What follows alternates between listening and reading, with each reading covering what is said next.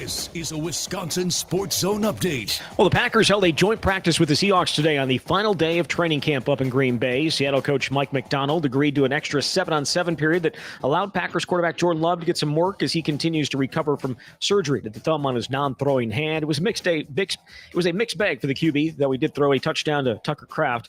A huge fight also broke out that heavily involved right tackle Zach Tom. He did not practice the rest of the way. Meanwhile, Packers offense continues to be limited by injuries, especially in the wide receiver room, where established guys like Jayden Reed, Dontavian Wicks, and Christian Watson are out. So too is third-round pick Savion Williams. While the other guys out are veterans, Williams needs all the work he can get, according to Coach Matt LaFleur. He's been pretty limited, I would say, in the practice settings. He's done a great job being engaged, and then when he's been out there, we really like what we see, but it's been very limited. So I think you'd feel a lot more comfortable if you had a full week of practice with a game plan and seeing how that looks before you're going to just unleash him. Packers and Seahawks will play Saturday in the preseason finale for both teams, and Wisconsin just a week out from the start of its season against Miami of Ohio. Rural Mutual Insurance, keeping Wisconsin strong. Get insurance from a company who knows Wisconsin and cares about your community. You may know Rural Mutual Insurance as the #1 farm insurer, but did you know they also offer competitive home and auto rates? Visit ruralmutual.com to learn more about products and discounts. Rural Mutual Insurance, keeping Wisconsin strong. Well, the Brewers and Cubs finishing out their series this afternoon in Chicago. Milwaukee looking to avoid losing 4 straight games for the first time since late April. Their lead in the NL Central on the Cubs stands at 6. With this Wisconsin Sports Zone Network update, I'm Zach Heil, Print.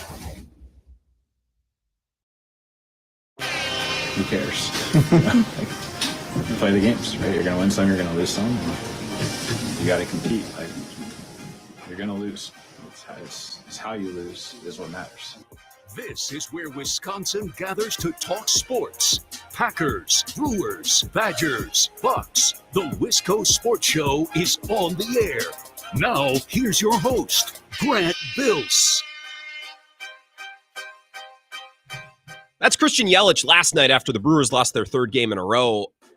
I think what was, they mentioned it on the broadcast, the first time since like early May. I think that's happened.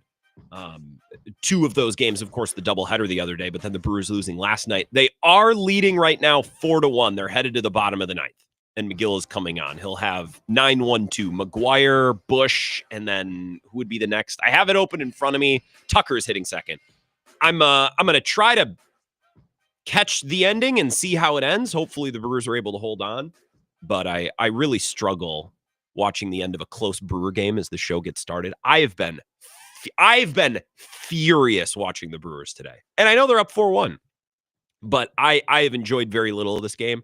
The Cubs have walked how many times? I was looking at the box score here. I think they have something like, I don't have the box in front of me. I have the play-by-play because I'm trying to follow along. This is good live radio. This should win an award. The Cubs have 8 walks today. I've been losing my mind, especially last night watching Mizorowski walk the bases loaded for no reason. He gave up 1 hit. Yeah, the thing is when you walk 3 guys before giving up a hit, that has a tendency to bite you in the ass. So I just want this game to be over. I would preferably like the Brewers to win. You know, it's funny. I'm in a Brewers group chat. Well, I'm in a bunch of Brewers group chats, but specifically one on Twitter. And I feel like at this point in my life, they're some of my best friends, which is maybe a problem. I don't know. Maybe that's just something I have to think about as I try to go to bed at night. It's like, are my best friends really a bunch of burner accounts on Brewers Twitter? Maybe. Yeah, actually, now that I think about it, there's this running bit in this group chat when the Brewers are up, 3, 4, 5 runs towards the end of a game and the opposing team puts like 1 runner on. The bit is always to ask, oh, how much is this one going to hurt to lose? I'm not finishing the show tonight if the Brewers don't win this game. I'm going to leave. I'm headed up north after tonight's show because I am going to a bachelor party up north. I'm going to get on 53 tonight, which is going to feel incredible. You think turning right at the intersection of 94 and 90 feels good? Just take that another hour and a half. Take a right on 53. There's no better feeling. I'm not making it until 6 o'clock if the Brewers don't hold on to win this game. We always joke, oh, how much will this one hurt to lose? If the Brewers lose this game, I'm not finishing the show. I'm going to leave. We have Mike Renner coming up at 5 o'clock. I'll just text Mike, hey, man, something came up. And the something that came up is me not wanting to be here anymore because the Brewers have me completely and totally hanging over the edge. So I will keep you updated. I know some of our affiliates are running the Brewer game right now. So we'll have some of those listeners join us probably closer to 5 o'clock. And then in the second hour, we can circle back to the Brewers. I want to lead with the Brewers. We're going to take an intermission in the middle third of the show to talk Packers and talk NFL with Mike Renner, CBS Sports. His podcast with Kyle Long, Pushing the Pile, is excellent. I would recommend, and you know him, he's an excellent draft analyst as well. It's not really the draft time of year. Although tell that to Mike. I saw him doing his way too early projections and predictions for the 2026 draft. But for the purposes of this show, we're just going to talk Packers and get ready and preview the season a little bit. And then maybe we'll hit the Brewers at the very end of the show again. Your calls welcome throughout, as always, at 608-321-1670. And you can comment on the live stream. It's up and running, which is big on a day like today when not all of the affiliates are catching the beginning of the show because they are Brewers Radio Network affiliates. So hit up the live stream, YouTube, Twitter, Facebook. Just look up the Wisco Sports Show with Grant Bills or follow me on Twitter at Wisco Grant. I included that Yelich soundbite in the intro. First and foremost, honestly, because I need a 10 or 11 second soundbite to include in the intro every day. But doesn't this soundbite kind of hint at what we talked about yesterday? I'm going to play it one more time. This is Christian Yelich after the loss last night. This is Christian Yelich after the loss last night. Who cares? You play the games, right? You're going to win some, you're going to lose some. You got to compete. Like, you're going to lose. It's how you lose is what matters. So it would be easy to roll your eyes at that soundbite. Let's all do it together. When he says, who cares? It's about how you lose. Roll your eyes. Yeah. Roll your eyes. It's an easy soundbite. It's an easy quote to make fun of. However, didn't we kind of say the same thing yesterday? I was saying a lot of the same things yesterday. I said, look, you're not always going to be in the midst of a 14-game winning streak or an 11-game winning streak or an 8-game winning streak. You're not always going to be playing at a pace that puts you 30 games over 500. It's unsustainable. Apologies, Brewers fans, but it is.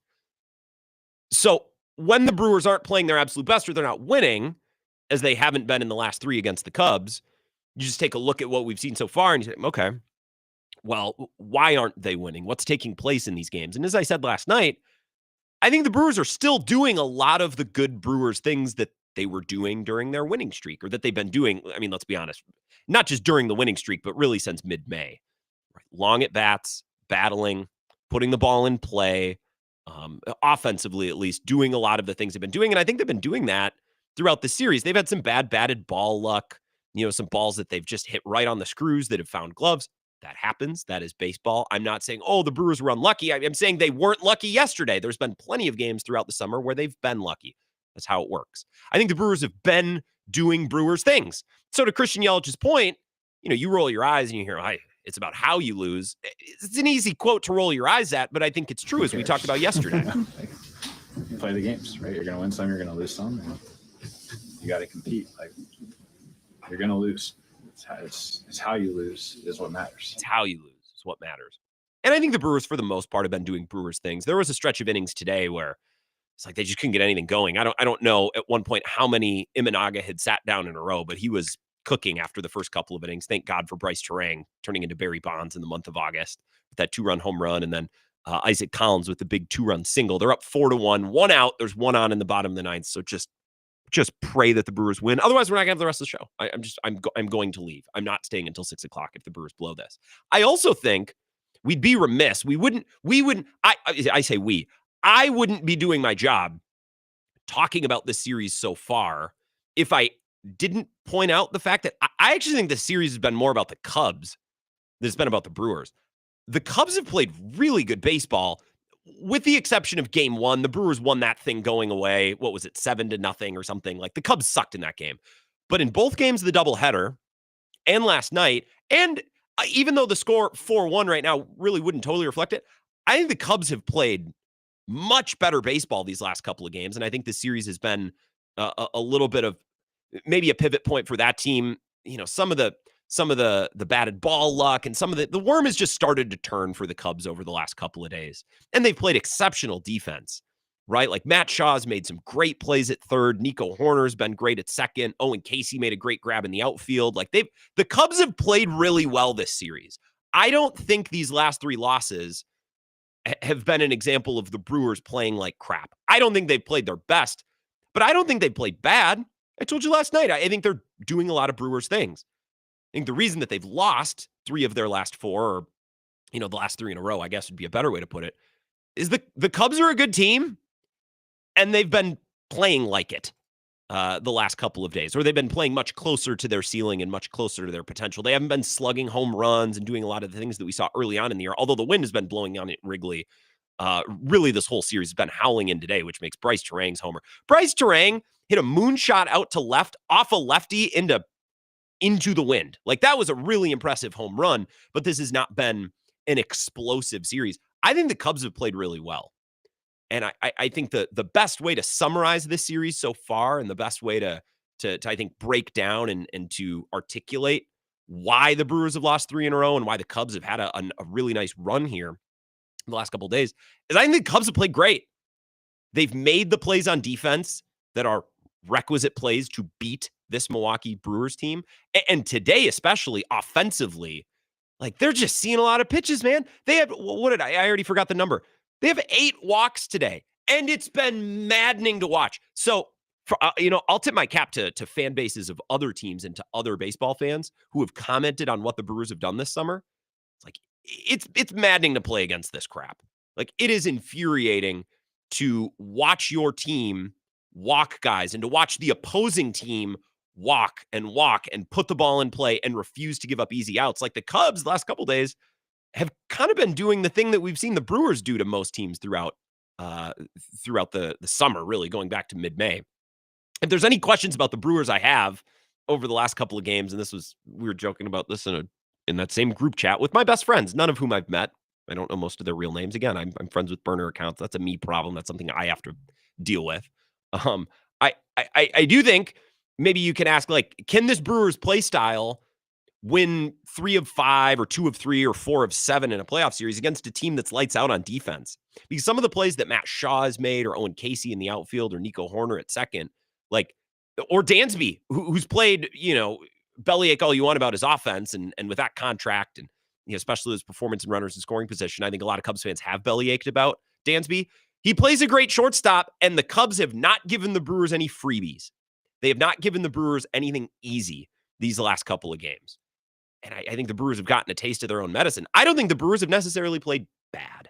I don't think they played their best. There were stretches of today's game again where they kind of fell asleep at the wheel on offense, and that can't happen for this team because they're, especially without Churio right now, they're just not good enough to win a game on 1 or 2 swings of the bat, at least not very often, especially when the wind is blowing in. Like, you're not going to get any freebie home runs. And Terang's today wasn't a freebie. That was a monster shot into the wind off a lefty. Like I said, I think Cubs have been giving it back to the Brewers a little bit and sticking it back in their face and giving them a taste of their own medicine. The game is over. We're going to have a full show tonight. The Brewers have won 4-1. So I will be here until 6 o'clock. I'm not going to storm dramatically out of the studio. So I'll take your thoughts on this game and on the series as a whole. I think it's a little disappointing with the Brewers winning game number 1. You started to dream a little bit. It's like, okay, can you put the Cubs in the ground? And can you really send this team reeling into the month of September? Now, they weren't able to do that. I think the Cubs found some things the last couple of games. And I know the division now, I heard Levering on the broadcast because I was listening right before the show started, said, well, if the Brewers hold on to win today, after all this, the Cubs have only made up 1 game in the division. And that's true. But I think in the bigger picture, and this is what I think most Cubs fans are probably focused on, I think the Cubs found something over the last couple of games that they can probably ride the rest of August and into September, play good defense, string together good at-bats, swing at the right pitches, which is something Counsell said specifically in a press conference about a week ago. This Cubs team is pretty darn good. Imagine if Kyle Tucker is ever a competent baseball player, ever again, or Pete Armstrong hits a home run ever again. The Cubs have actually turned into, over the last couple of games, a team very similar to the Brewers. And it presented a lot of challenges, or it made life really hard for the Brewers. So they're able to win 2 of the 5. Yeah, the Cubs only pick up a game in the standings, which, I mean, thank God. Thank God the Brewers are able to win today. So the Cubs pick up 1 game in the standings, but I think their concern is more like what the Brewers' concern was in June, when the Brewers were winning and playing great, but they weren't really picking up games on the Cubs. You cannot judge your performance and your progress against another team in the division. Like if the other team in the division isn't going to lose, there's nothing you can do. And I don't think the Cubs at 73-54, that are 19 games over 500, might still be the second best team in the NL. Like the Brewers and the Cubs might be the two best teams in the National League. And at a certain point, especially with the expanded playoffs and how many teams have we seen, from a wild card position go on to make or to win a World Series. I think the focus for the Cubs now is there something over these last 3 games that we can continue to stick with, to roll with, build on that, whether or not the Brewers give us an in late August and in September to actually make a run at the division. That's almost secondary. The last 3 games, I was thinking like, oh God, the Cubs are going to play good over the last month. And then maybe we see this team in the postseason, or I don't want to deal with that. But I think the Brewers and the Cubs might be the 2 best teams in the NL at this point. And luckily, the Brewers able to hold on to win today. 4-1 is the final. The highlights were a Bryce Terang home run, which was anything but cheap. That was off a lefty into the wind. And then Isaac Collins coming through to drive in Monasterio and I believe Contreras after Contreras had walked. So that was the scoring today. Thank God they were able to hold on to win, because that would have been a brutal game to lose. The Cubs walk 8 times. If you didn't watch or listen to today's game, you're doing much better. You're enjoying your day much more than I have, especially after what Mizrowski did last night. It's like, I cannot watch these pitchers give up free passes. I can't do it. So I'm glad the Brewers were able to hold on to win. We're going to have a lot to discuss both with the Brewers and the Packers. I'm going to give you some audio from Matt LaFleur and Jordan Love after an explosive bout of joint practices earlier today. Multiple fights against the Seahawks. We'll talk about that. I'll give you some audio. I have a question to pose to you. I actually have multiple Packers questions to pose to the class today, so maybe we'll take some calls and we can kick back a couple of different ideas about where the Packers are headed and how we feel about certain parts of the team. And your Brewers thoughts, obviously, as well. At 608-321-1670, we're going to take this first break a little early. I'm going to try to catch anything meaningful from the postgame, from any players or from Pat Murphy following their 4-1 win over the Cubs today. We'll rejoin on the other side of this break, and I'll go right to your phone calls at 608-321-1670. This is the Wisco Sports Show with Grant Bills on the Wisconsin Network.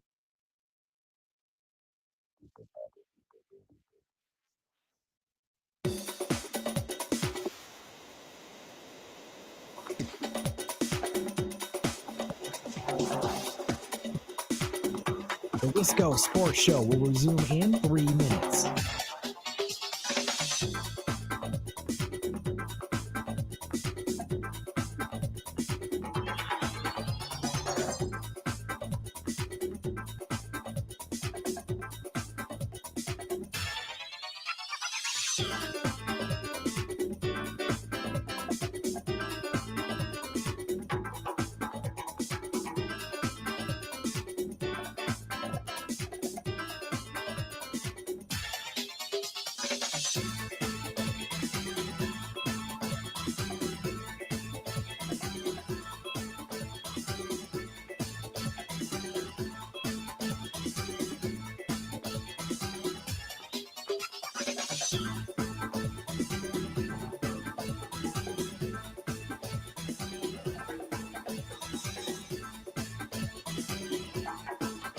The Wisco Sports Show will resume in 2 minutes.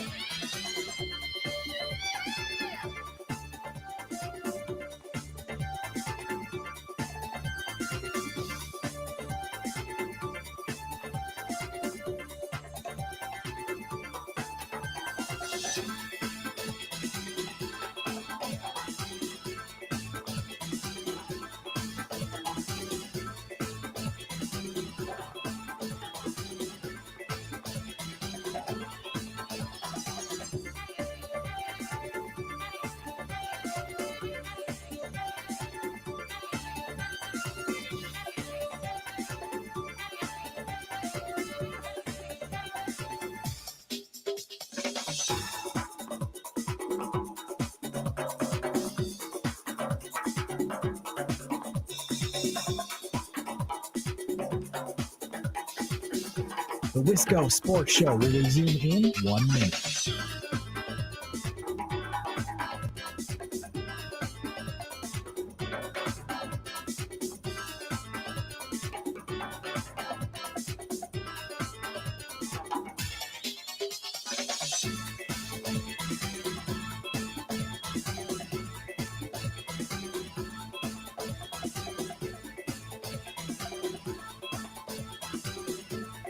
The Wisco Sports Show will resume in 30 seconds.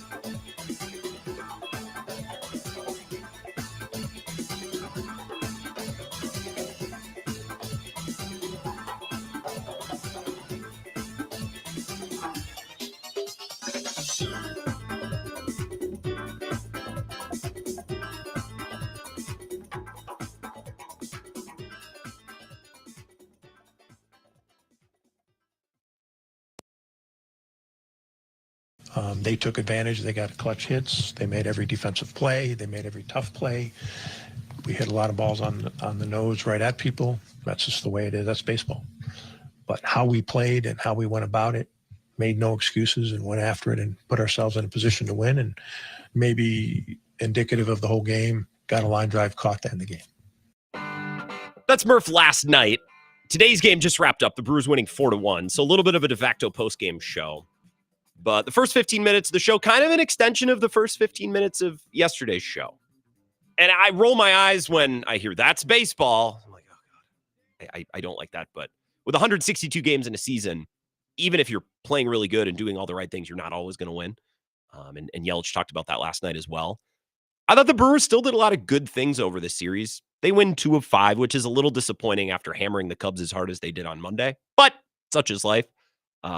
All in all, they lose a game in the standings. But I think the Cubs found something. I think the Cubs took a page, almost quite literally, out of the Brewers playbook. Like, let's just see a ton of pitches, get our walks. I think the Brewers were partially to blame for that. They gave them some help today. I mean, 8 walks is just it's ridiculous. I enjoyed very little of this game, but I enjoyed the result.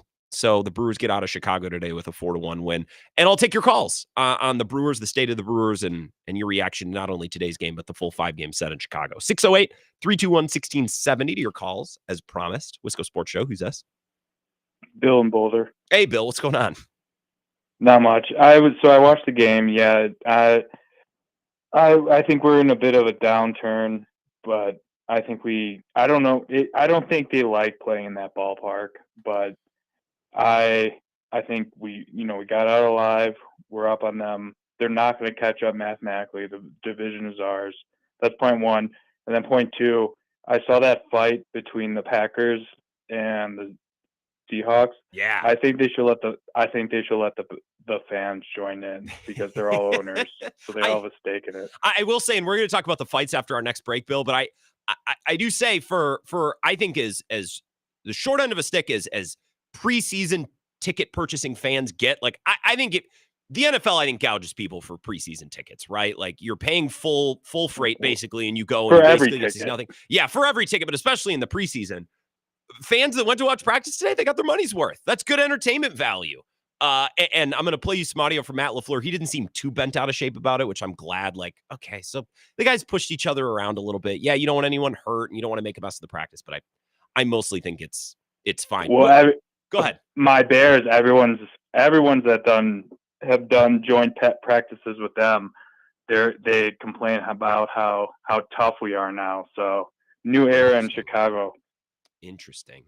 Well, apparently, I mean, they're starting to look better. I appreciate the call, Bill. And we'll, again, get into those training camp fights. Mike Renner is going to be here at 5 o'clock, and I'll give you some sound from up in Green Bay. Mike Clemens helping us out a little bit with that. I do want to stick with the Brewers, at least for a couple of minutes here. And if anyone else wants to chime in, I'll get back to the phone calls here in a second. Another thought I had on the game today, I saw Sam Olber, our friend from the Locked On Cubs podcast, tweeting about this. It seems like who, in the last 3 wins, the Cubs beat the Brewers in 3 straight games. Who are the biggest players in those games? Who are the Cubs players that really, really kind of sparked that and got that going? You might disagree, but I think it was Matt Shaw, Owen Casey. I think it was the youngsters, right? Matt Shaw's having a really good second half. Owen Casey was having a great series. Neither one was in the lineup today. Like Craig Counsell had Willie Castro at third. Kyle Tucker back in the lineup, which, look, unless he's going on the IL, he's going to have to rejoin the team at some point, right? You can't just say, well, Kyle Tucker back in the lineup. Well, at some point, he's going to start playing again, if not for an IL stint. It's clear they don't want to put him on the IL. So I don't really fault Counsell, and I'm not really too fired up about, or I wouldn't be if I was a Cubs fan. I'm not, but if I was a Cubs fan, I'd have to say, okay, well, Kyle Tucker's going to rejoin the team at some point. Maybe it would have been cleaner and easier to give him the full series. I happen to think it would have been. That's probably what I would have done, but I'm not Craig Counsell. I was shocked that both Owen Casey and Matt Shaw were on the bench. I don't even think Matt Shaw got an at-bat today, did he? I'll have to check the box score. Or Owen Casey got a pinch hit in the 8th against Uribe. But I think Matt Shaw played it all today. And I realize that every player can't play every single day. But if the Cubs had won today, like the division feels like it's within reach, even a distant reach. And the Cubs really come out of this week like, hell, there it is. This is what we've been waiting for. And I find it a little funny and I find it a little confusing that Craig Counsell didn't start either one of the two players that, for the most part, made the thing go over the last 3 games. Whatever. I'm not going to complain. 608-321-1670.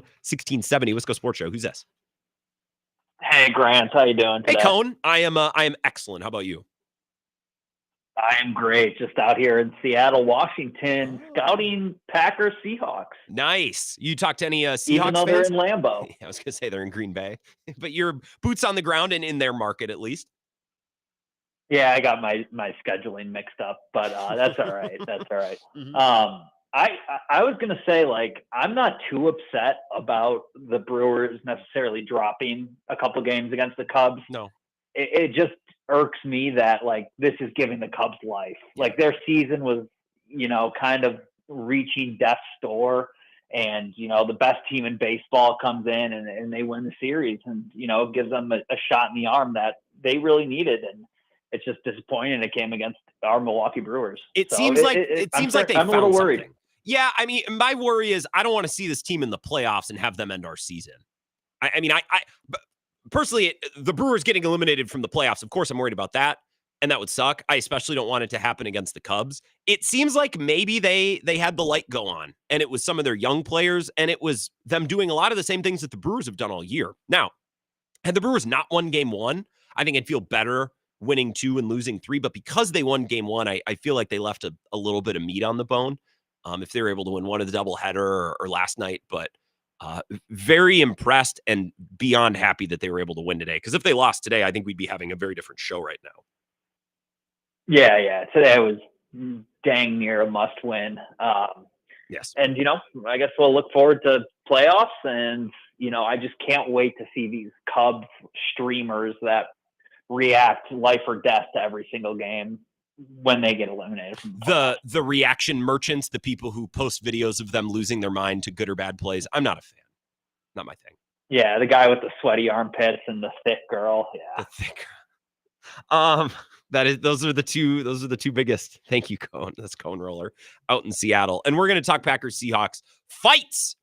Full bench clears. Donnie Brooks up at what's their practice field called? I don't even know. Sorry. I'm very rarely up there. Whatever the practice facility is, out on Rainichke Field or whatever that is. Fights with fans in attendance to see. So we'll get into that after our next break. But any more Brewers thoughts, I'll take them.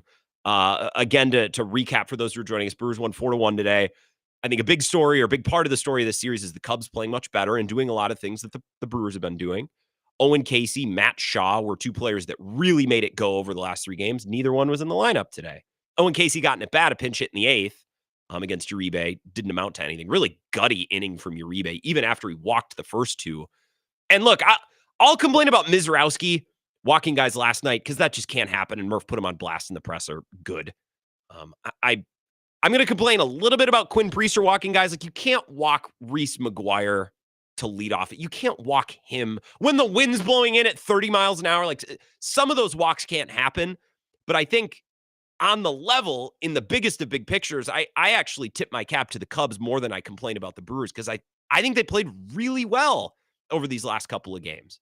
I think the story of this series is the Brewers getting a little bit of bad luck, batted ball luck, stuff like that, which is going to happen. And the Cubs taking advantage and playing really, really well and creating some luck of their own, giving the Brewers a taste of their own brew, if you will. 608-321-1670. Wisco Sports Show. Who's this? Hey, Grant. Coach Freed here. Hey, Coach. What's going on? You weren't at Wrigley today? I was not. I've been outside doing some manual labor all day. Good for you. Great to hear your voice after a long day. Making something of your day. I like a lot of people standing around for free burgers and kicking off for day baseball games. Somebody's got to make sure the GDP of this country stays going. Well, I'm trying to just give back to my community a little bit more, trying to get out there. I got big shoes to fill. I'm trying to lead by example. But what community anyways, is that? I want to start this. This is West Dallas, by the way. Okay. Great city. Okay. Great bar scene. Love it. Gritty city for sure. Anyways, I'm going to start this narrative. Terang is a big game riser.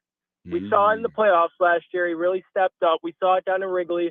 Feels like he was one of the few mainstays that performed. I just want to push that narrative before we head into the postseason here. I'll hang up and listen once again. Thank you, Coach. It's Coach Freed over in West Dallas. Called us from was it him or Tweeter who called from the line of George Webb yesterday?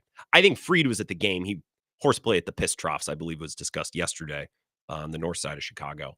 But Terang's been, he's having an unbelievable August and was a big reason why they were even in the last 3 games. Yelich hasn't done much. Contreras hasn't done much. Terang has been unbelievable. The power has been there.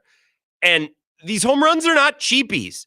Like, he's going to the opposite field, and today he pulled a home run off a lefty into the wind at Wrigley. Like, these are not fluky, cheapy home runs. Terang is flexing some really, really nice power.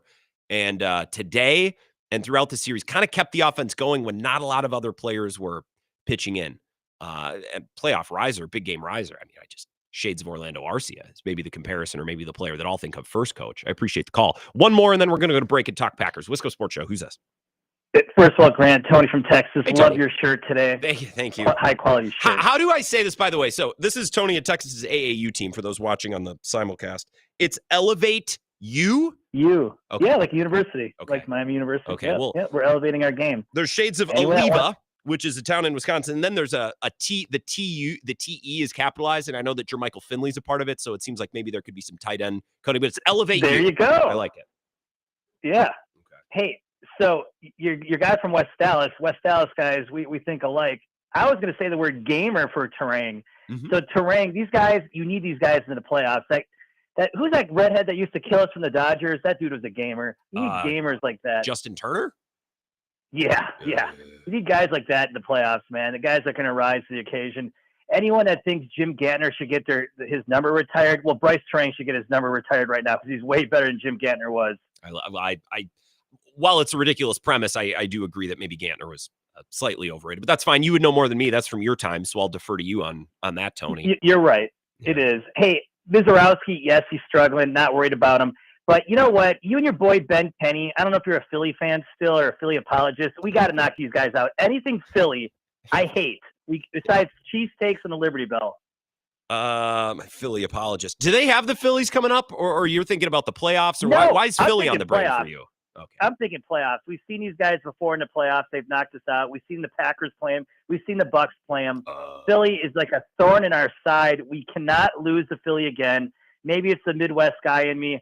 We cannot lose these East Coast teams. We've got to beat the Phillies, the Dodgers, these type of teams. And then also, I saw Kay Adams is in Green Bay. Grant, I'm shocked you're not up there broadcasting remote right now. So you gave me like 3 things there between Packers practice, Kay Adams, and remote broadcast. I have takes on all. Before I let you go, do you have a statement on the fights? Do you have a strong opinion on what that says about LaFleur or his team? It's not a leading question at all. Hey, serious question. Who wins a fight, LaFleur or Pete Carroll? Ooh. I think it's closer than you think. Well, and I think that's the point. I think that's more of a Pete Carroll is a virile, well-to-do, in shape 70-something-year-old. It's not. We're not calling Matt LaFleur a baby. I think that's more of a compliment to Pete Carroll. I think Matt LaFleur wins. Joint practices featured fights in Green Bay today. I'll give you some audio, including some audio from the aforementioned Kay Adams. A couple players Mike Clemens caught up with in the locker room afterwards as well. Anthony Belton was in the mix there, Elton Jenkins, Zach Tom. So we'll hear that audio. And Packers fans, again, I'm not trying to lead you. I'm not trying to set up a certain question or a narrative. Does this say something about the Packers? What does this tell us? Do these fights at joint practices, does this tell us that, the Packers, they actually do have an edge? They're not soft. Or does it tell us maybe they're a little undisciplined, or maybe a little bit of both? We'll discuss next. This is the Wisco Sports Show with Grant Bills on the Wisconsin Sports Zone Radio Network.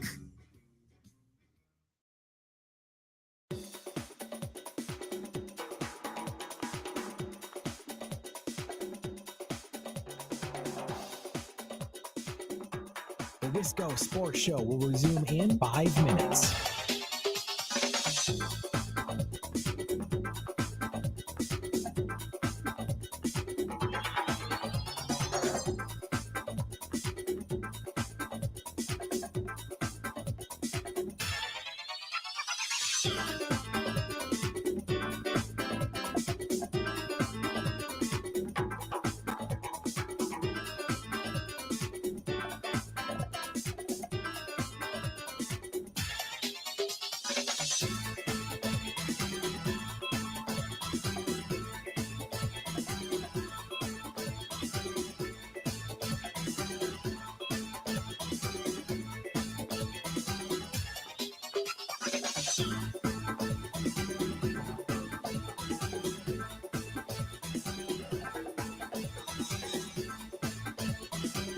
The Wisco Sports Show will resume in 4 minutes.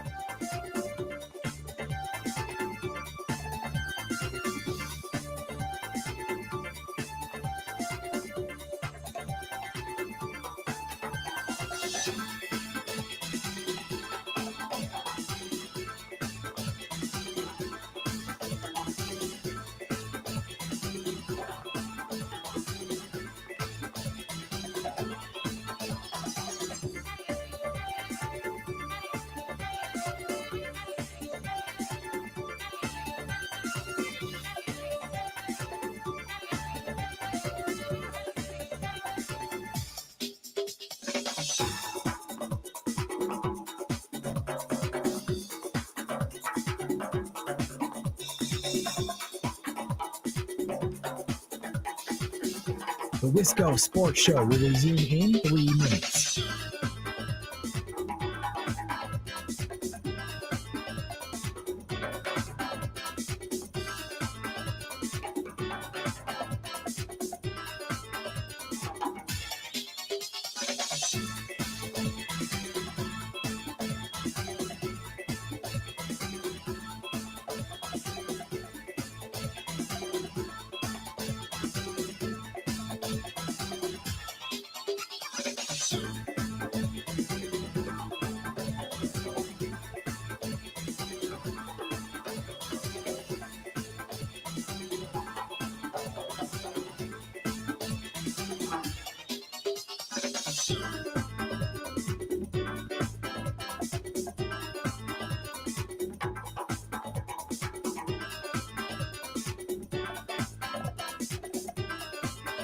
The Wisco Sports Show will resume in 2 minutes.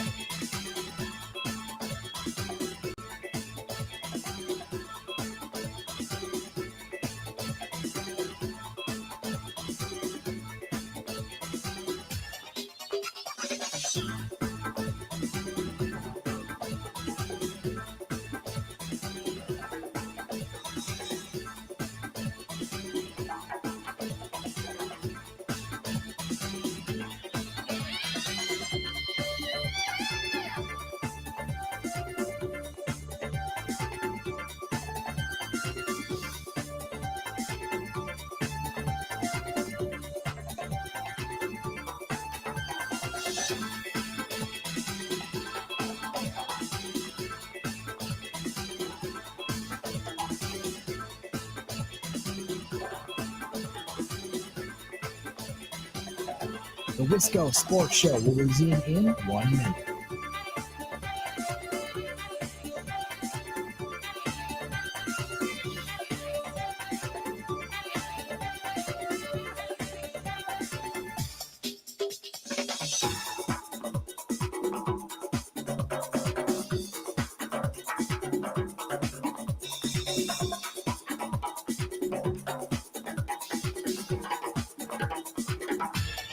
The Wisco Sports Show will resume in 30 seconds.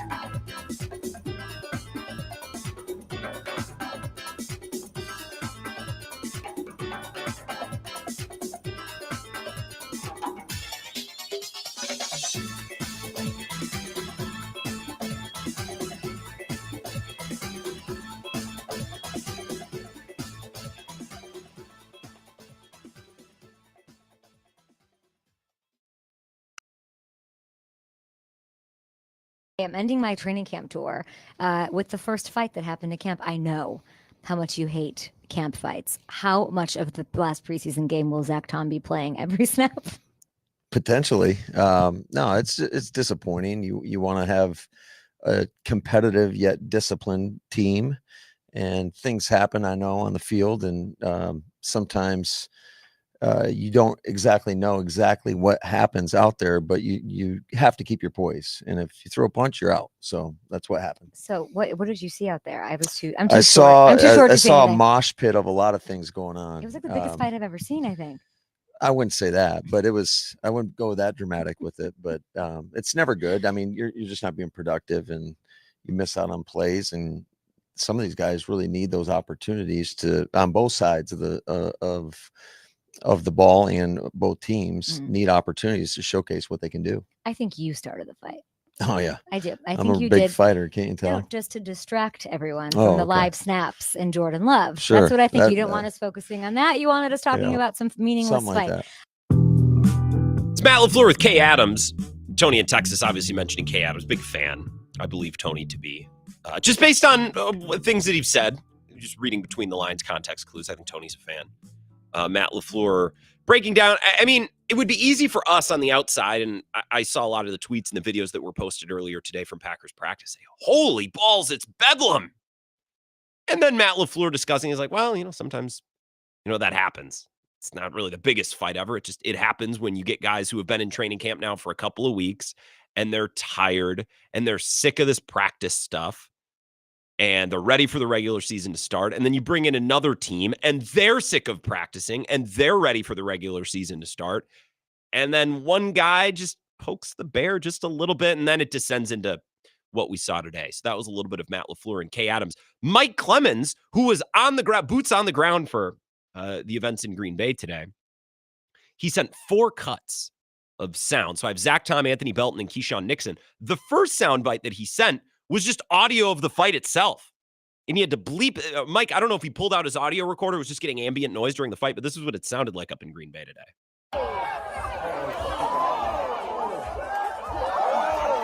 Oh!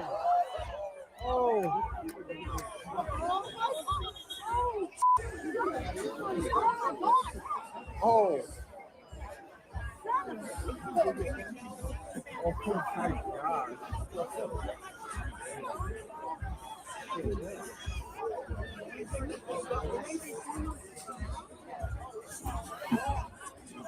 I like the first part of that clip. You can hear the crowd pops. Oh! So it sounded like the perpetrators of this were Zach Tom, Elton Jenkins, I saw got thrown to the ground. Tucker Kraft came bowling his way in there. Anthony Belton was a big part of it. Keyshawn Nixon as well. Let's start with Zach Tom, who, according to the sound that I've been sent by Mike Clemens, he explained that the Seahawks were interfering in their huddle. Like, we were in the huddle, and somebody in our huddle, like, it's already kind of disrespectful that they're in our huddle, and then somebody gets hit while we're in the huddle. Got to have some pride. So I do agree with that. Basketball is not golf, or football is not golf or basketball or baseball. Like, I don't know, you got helmets and pads on. Like, let's go to town a little bit. Like, yeah, if they're coming over into the huddle, why not mix it up?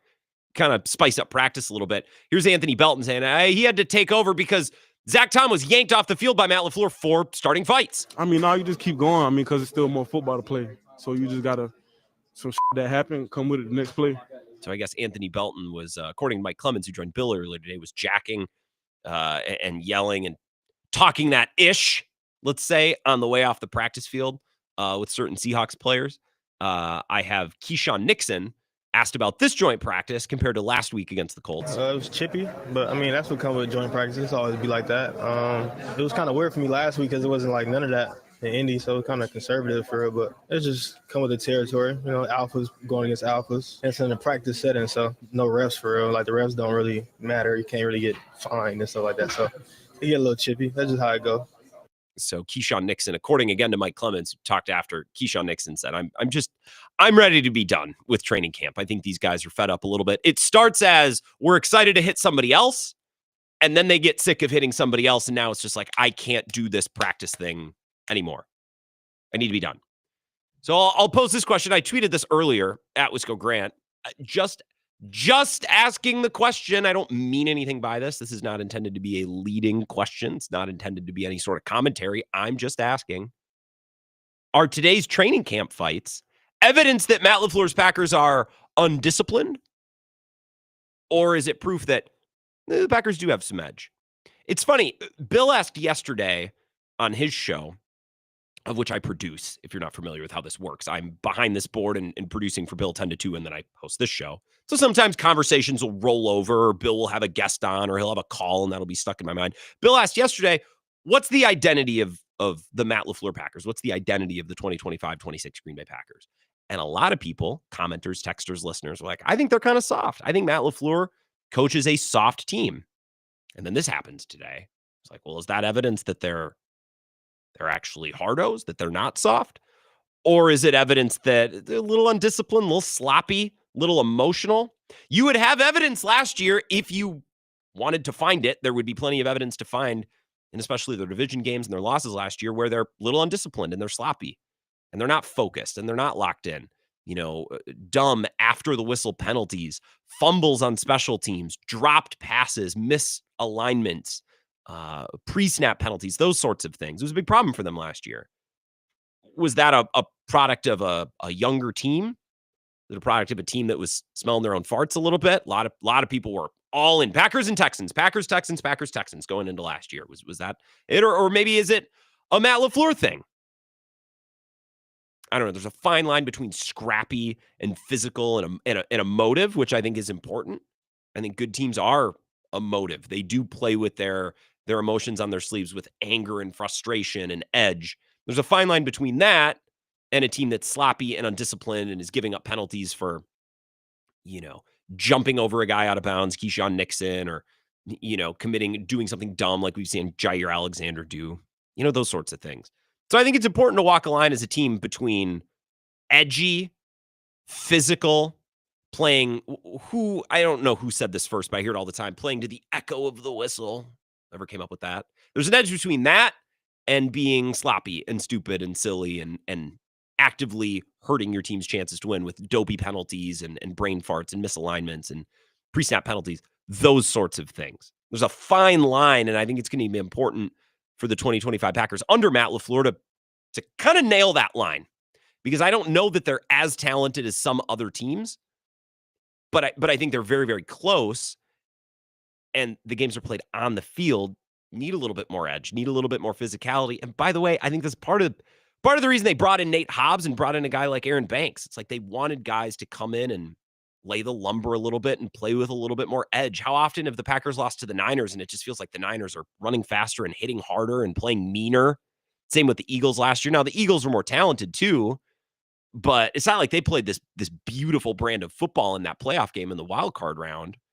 Like, they beat the Packers up. So I think the Packers this year are on a quest to find balance between edgy and emotive and physical and chippy and undisciplined. I think it's important to walk that line, to find that line and to toe it, especially for this Packers team when you're going up against a Detroit team that's really talented. Minnesota's really talented. Philly's really talented. I think Los Angeles is really talented. The Rams, I think they're going to be a really, really good team as long as Matthew Stafford's spine stays in his body and stays upright. So that line's going to be an important one to find. We'll take a break. We can discuss this more for 10 minutes before we break. We'll get Zach's update at 5 o'clock. And then Mike Renner going to join us at 5:02, just on the other side of the top of the hour after Zach's update to talk Packers and to get his thoughts on the upcoming NFL season. Is now, I believe, kicks off 2 weeks from tonight, right? The Thursday after Labor Day. It's really getting down to it. Mike Renner's going to join us. That'll be fun. This is the Wisco Sports Show with Grant Bills on the Wisconsin Sports Zone Radio Network.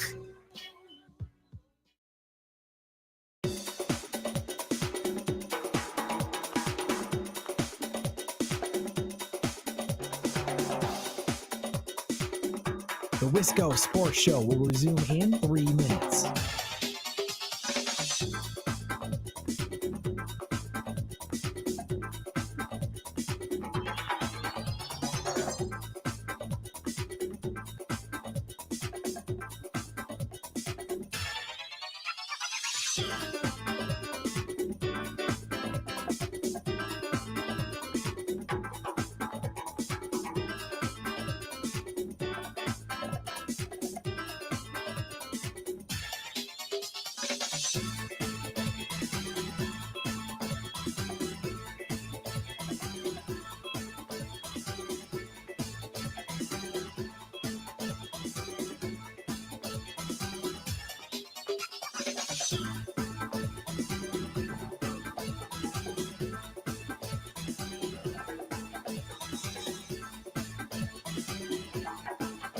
The Wisco Sports Show will resume in 2 minutes.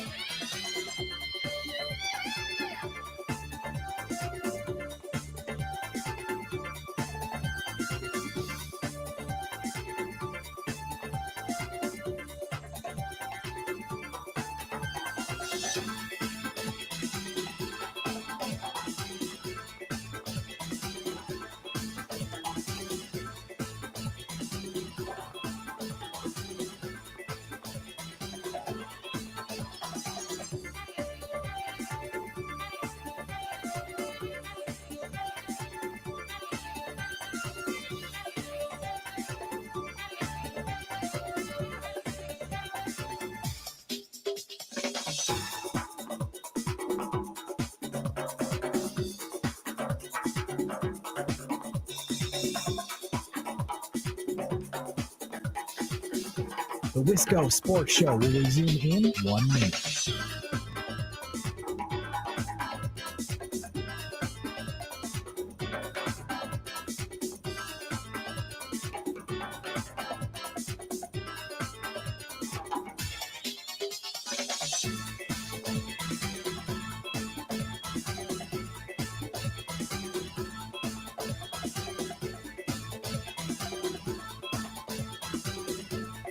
The Wisco Sports Show will resume in 30 seconds.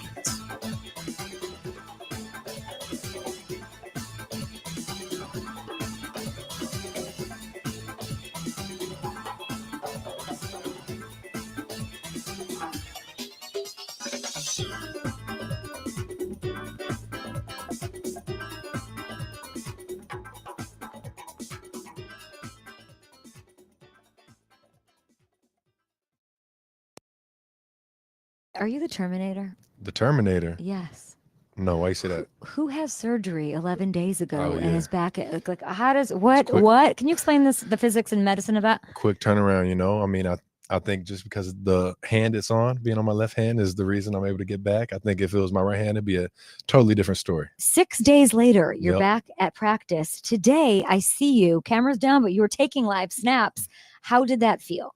No, it feels fine. You know, it's one of those things that we're trying to avoid, you know, any like contact to it right now. So a little limited in what I can actually do, but I'm still able to get, you know, 7-on-7 reps and do one-on-ones with the receivers. So still staying active and doing things and just trying to avoid any contact to that, let it heal. Can you take me through that today? So what was the contact? Because I saw the ball hit your hands today. Yeah, no, the ball hits my hands, but it's on my fingers. You know, I'm avoiding anything on my thumb. You know, I'm in a little bit of a brace right now, trying to protect it. So I just got to keep protected right now. Week 1, close to 100%. Oh, no, we'll be good. Yeah, we're totally rolling. good. Yeah, Oh, we're we rolling love week 1 for we sure. love to hear it. Jordan Love did not look good today. I don't know how much that matters. Mike Clemens was kind of giving us the rundown on that in the final hour of Bill's show earlier today. We will not have Mike tonight. If you want Mike, he'll be on 3 segments with Bill in the final hour tomorrow. And you'll have Ryan Wood for his first of many weekly installments on this program tomorrow night. It won't be live. I recorded with him earlier today because I got to go to a bachelor party. I realize how that sounds. Oh, great. You got to go. Yeah, I have to go. This is one of my best friends. I'm in the wedding. I have to go. Now, if you're telling me there's going to be a bunch of beer and it's, you know, up a couple of exits on 53 in Wisconsin's Northwoods, like I'm not angry about going, but don't act like I have the option. Grant, just stay and do a Friday show. I can't. It's one of my best friend's bachelor parties. So tomorrow you will hear, it won't be a full best of. There'll be a little bit of content that's recycled. But tomorrow, right at the top of both hours, you'll hear this week's interview. Thanks to Lacrosse Beer House with Ryan Wood. And you'll hear his breakdown of what he saw, the joint practices, the fights, which we've been talking about a little bit, but also what he's looking forward to with the final preseason game, his 53-man roster projections. And also, like O-line, we got pretty in the weeds with how they're building that position group and what he's seeing from Matthew Golden. Because someone like Ryan Wood, you know, you cover an NFL team long enough, you see rookie wide receivers come in and succeed. You see rookie wide receivers come in and fail. You see rookie wide receivers come in and struggle right away and then figure it out. You've seen this progression over and over. So I asked Ryan, and you'll hear this tomorrow, like, how has Matthew Golden maybe looked similar or looked different from, you know, other wide receivers you've come into or you've seen come into Green Bay. A text from Jared in DeForest on the fights, on the topic of the Packers-Seahawks fighting today. Says, my stance on fighting, if your play before the whistle doesn't settle who's better, or if you can't handle some chirping, and this is how you handle it, you're soft. If the other guy is being too physical beyond the whistle and you stand up for yourself, sure. Otherwise, fighting is unnecessary. If you're not capable of refraining from an unnecessary act when emotions take over, it is in general soft, mentally soft, that is. Yeah, I was being kind of a prick on Twitter earlier today. I'm like, okay, so these fights against the Seahawks, do these fights tell us that actually the Packers are not soft? They are the opposite. They are edgy. They hit hard. They do these. Is this good, or is this a sign of an undisciplined team? I don't know. Probably an unfair question. Probably a provocative question that you normally hear from sports talk radio hosts. I just think it's something interesting because last year, again, if you wanted to find evidence that the Packers were undisciplined and they're not buttoned up and they're not locked in and they make mental mistakes and they hurt themselves with drops and pre-snap penalties and emotional errors, there's a mountain of evidence from last year's game to back that up. Last year's season, lots of games in last year's season to back that up. So I'm not telling you that they are undisciplined or sloppy under Matt LaFleur. I'm not telling you anything. I'm just saying if you wanted to find evidence to support that claim, there'd certainly be no shortage of it if you were to roll the tape back of last year's games. Right. So I'm hoping to see with this team as a lot of these players are now a year older, two guys who were rookies last year now in year 2 or year 2 to year 3 or 3 to year 4, et cetera, et cetera, et cetera. Hopefully some of that stuff just smoothens out. Hopefully you can rely on these receivers to drop fewer passes, offensive linemen to align properly. I don't know what to do with Keyshawn Nixon in the special teams because he has, the least of all excuses on this team to make, hammer-headed mistakes. But we saw a little bit of that specifically in that playoff game against Philly. The opening kickoff kind of set the game on the path that it would continue on through the rest of the 4 quarters. Bobby Minami said neither of the younger Gen Zs want to take a shot at hosting. Look, if Kate or Austin if they want to host a show, they're more than welcome to give it a crack. I am technically not the program director. I'm not the boss. That is Ebo. So I guess Ebo would have final say on that. But if Kate and Austin wanted to come in and give a rip at this thing, I think Ebo would be more than fine to let them. I think Austin is a 2-career man. Austin he moonlights at Jimmy John's and I believe is a manager of sorts. I believe he actually has sandwich artists working under him. I don't know how many. Kate is just really busy because she's got basketball, volleyball at Edgewood. So it's more of a timing thing, I think, with Kate. Kate doesn't want to do this. This is beneath Kate. Maybe someday we can get Austin chiming in. Austin was getting beat up this morning on air a little bit, and we'll probably beat up on air tomorrow because his Cubs lost today. And I saw Zach and Austin going back and forth earlier. This is a little bit of a ridiculous exchange. Zach tweeted, the Brewers came into Chicago with an 8-game lead in the Central. After 5 games, they leave with a 7-game lead. And Austin replies, and a series loss. I hate when mom and dad are fighting. I don't like to see Zach and Austin going at it like that. By the way, speaking of Heilprin, it's that time of year. Ryan Wood is going to start joining the show every Friday. On Thursdays, we're also bringing back to the airwaves tonight Thorson and Heilprin live at Monk's in Sun Prairie. So maybe we'll connect a little bit with Zach and Ebo at the very end of the show for the last 10 minutes or so. And I want to get back to the Brewers in hour number 2, and I do want to talk more about the Brewers, especially as I think a lot of our listeners, especially, Claire and La Crosse and up in Marinette, those stations are Brewers Radio Network stations. So they didn't join the show until the last maybe 10 or 15 minutes. We'll get back into the Brewers around 5:20, 5:25. But coming up next on the other side of Zach's update, we're going to connect with Mike Renner, who's one of my favorite people. I just want to pick his brain on the Packers, some thoughts that he has going into the season, not just on the Packers, but on the NFC North and the rest of the conference, and just teams and players and coaches and things that we're looking out for. So we'll do a Packers preview and also, an NFL preview as the kickoff of the season, I think, is 2 weeks from tonight, right? But first, we'll get a 2-minute update from Zach Heilprin, and then we'll come back. Mike Renner, CBS Sports, does the Pushing the Pile pod with Kyle Long, which is excellent. Can't recommend it enough. We'll connect with him to talk NFL football and Green Bay Packers next.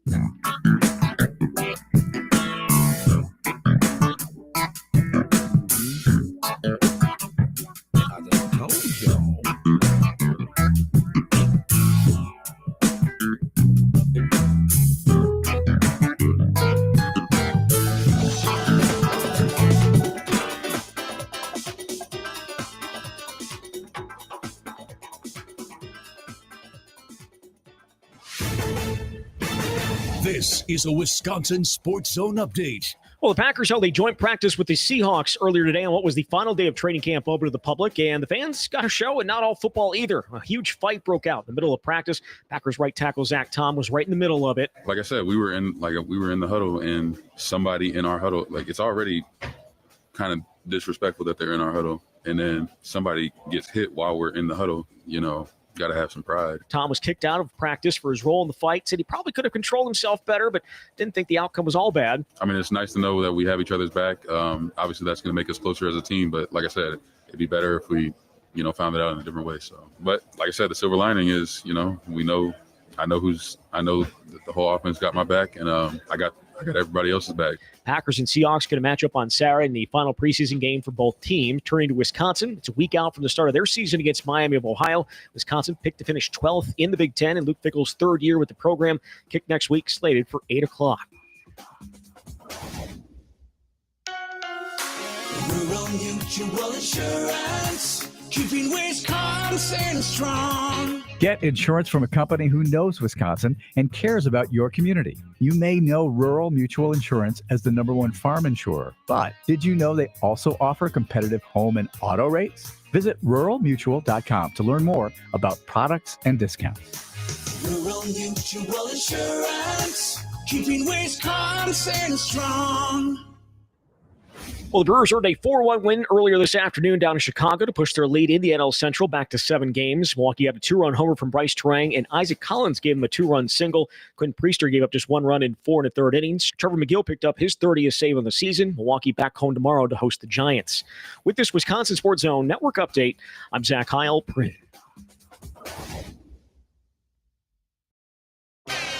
cares? You play the games, right? You're going to win some, you're going to lose some. You got to compete. You're going to lose. It's how you lose is what matters. This is where Wisconsin gathers to talk sports. Packers, Brewers, Badgers, Bucks. The Wisco Sports Show is on the air. Now, here's your host, Grant Bills. That audio Christian Yelich from last night. The Brewer game ended at like 4:15. So I've not had a chance to get any commentary from the locker room. I see Quinn Priester was speaking just a little bit ago. Maybe we'll get to that at 5:20, 5:30. We'll get back into the Brewers. I don't even want to say salvage the series because I think they did more than that. But God, if they had lost today, I'm just glad that didn't happen for the state of the Brewers to wrap up the series on a nice note. But also, I just think I would have been a real miserable prick the rest of the show had that happened. I enjoyed very little of the game today, even though they won. The Brewers gave up 8 walks, and it was just painful to watch, but that's baseball, as Christian Yelich said last night, and Pat Murphy has said. Craig Counsell's favorite expression, maybe. Yeah, that's baseball. We've lost 10 in a row, but sometimes that happens. Mike Renner is here, CBS Sports. Mike, I know you were a Packers man. You are from Wisconsin originally. Did you see the fights that broke out between the Seahawks and the Packers today? Is that something that you saw? I did not get to see that, actually. Well, and that's fine. I wanted to ask you because you host a podcast with Kyle Long, who's an excellent player for a long time. What do you think he would say if that became a topic on your guys' pod? What would be the player analysis that you'd expect on training camp fights from him? Well, wasn't part of it getting insulted because they were bald or something? I saw that. So he would be right in the center of that, Kyle. Well, yeah, I suppose he'd have commentary on that as well. They were just like, sticking their head in the huddle, and it's just little things. But I think at this point in camp, they're just so sick of practice. I think it's an environment ripe for fights, even just with a little bit of provocation, wouldn't you think? Yeah, Kyle was a practice fighter. He had to be told a time or two to cool it off, but it brings you, it has the potential to bring you closer together as a team in scenarios like that. It's all about how you handle it afterwards. I like that. So I guess it's a Matt LaFleur thing now, and maybe we can keep that going as a storyline on the show. The last time we talked, I know we talked about Matthew Golden and the wide receivers and Savion Williams. Have you been struck by any footage or anything you've seen from Matthew Golden? Because everything that's come from camp is, well, I don't know what folks were expecting, but I think he's certainly impressed and has me feeling very, very good about how much he could contribute even right away this season. Yeah, I think I've been most impressed with his hands. Not to say that, I didn't think it was a big issue coming out of Texas, but he did have drops, and adding to a Packers receiving room that, yes, I don't think I have to say that was like a what's this going to be like? I think he's been lights out in that regard. And it's one thing that, like, I never thought he'd track the ball poorly. He just had concentration drops, and some guys, Devontae Adams completely cleaned that up. Some guys don't clean it up. I think he looks like he's not going to have drop issues. I would not expect him to coming in here year one. So I think that's the biggest thing, is finally some like reliability is, I think, the biggest thing that Golden has that just, I'm not sure how many, too many other guys in the Packers right now you can say that about. So you're the best in the draft business. We were talking about this in the last hour. I love your work on the draft, and I'm not a draft nerd, so that's saying something. I learn about draft prospects as a necessity. It's not my main thing, like some of you draft nerds. But when you write about concentration drops, when you're evaluating a player, what does that mean? How do you view a player with concentration drops versus I don't even know what the other kinds of drops are? Can you explain that a little bit better for us? So ball tracking is what I'm looking for. How does a player, see the ball in the air? And you can see the number of different ways. Like when they're running, do they have to come to a complete stop, or can they gracefully catch the football as they're moving, as they're, changing directions, things of that nature? Is catching the ball kind of second nature to them? And a lot of times, guys will drop balls when they're, a slant, and then their eyes go forward and they look for the linebacker, and then the ball goes through their hands. Some guys have those.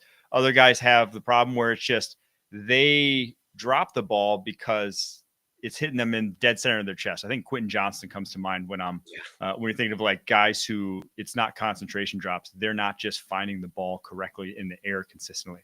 And yeah, those can get better too. Guys have improved on that, but those are the ones you worry about. It is the guys who are letting it hit them in the chest, guys who can't catch the ball going at full speed, guys who can't, basically who, 50-50 balls, who aren't getting themselves in the right position for it.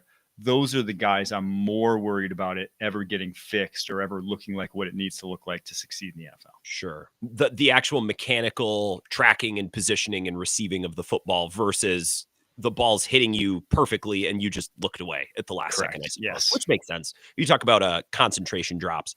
I'm still, I think, leaning towards Romeo Doubs being the most productive and best wide receiver on this Packers team. And I think we talked about that last time. They're really banged up.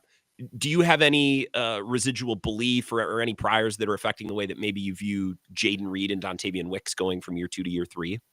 Oh, man, I like them all in their own way. I do too.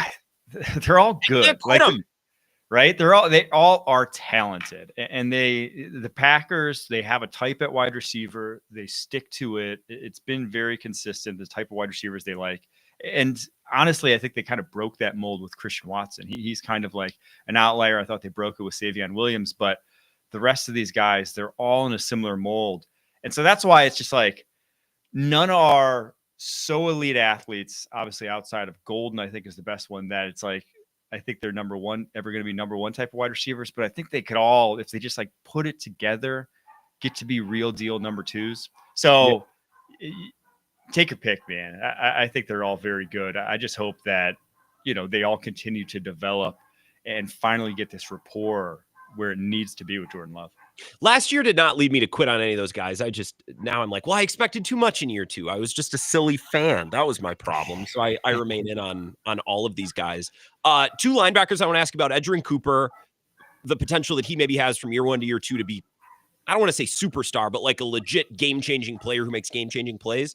And then all of a sudden, Tyron Hopper looks really good, and he was like a non-factor last year. So is it ridiculous to ask you if you have any memory of your eval of him and what you thought of him coming into the league too? Hopper, when they drafted him, I was like, I think they just took a guy for special teams purposes in the 3rd round, is what in my head, what happened.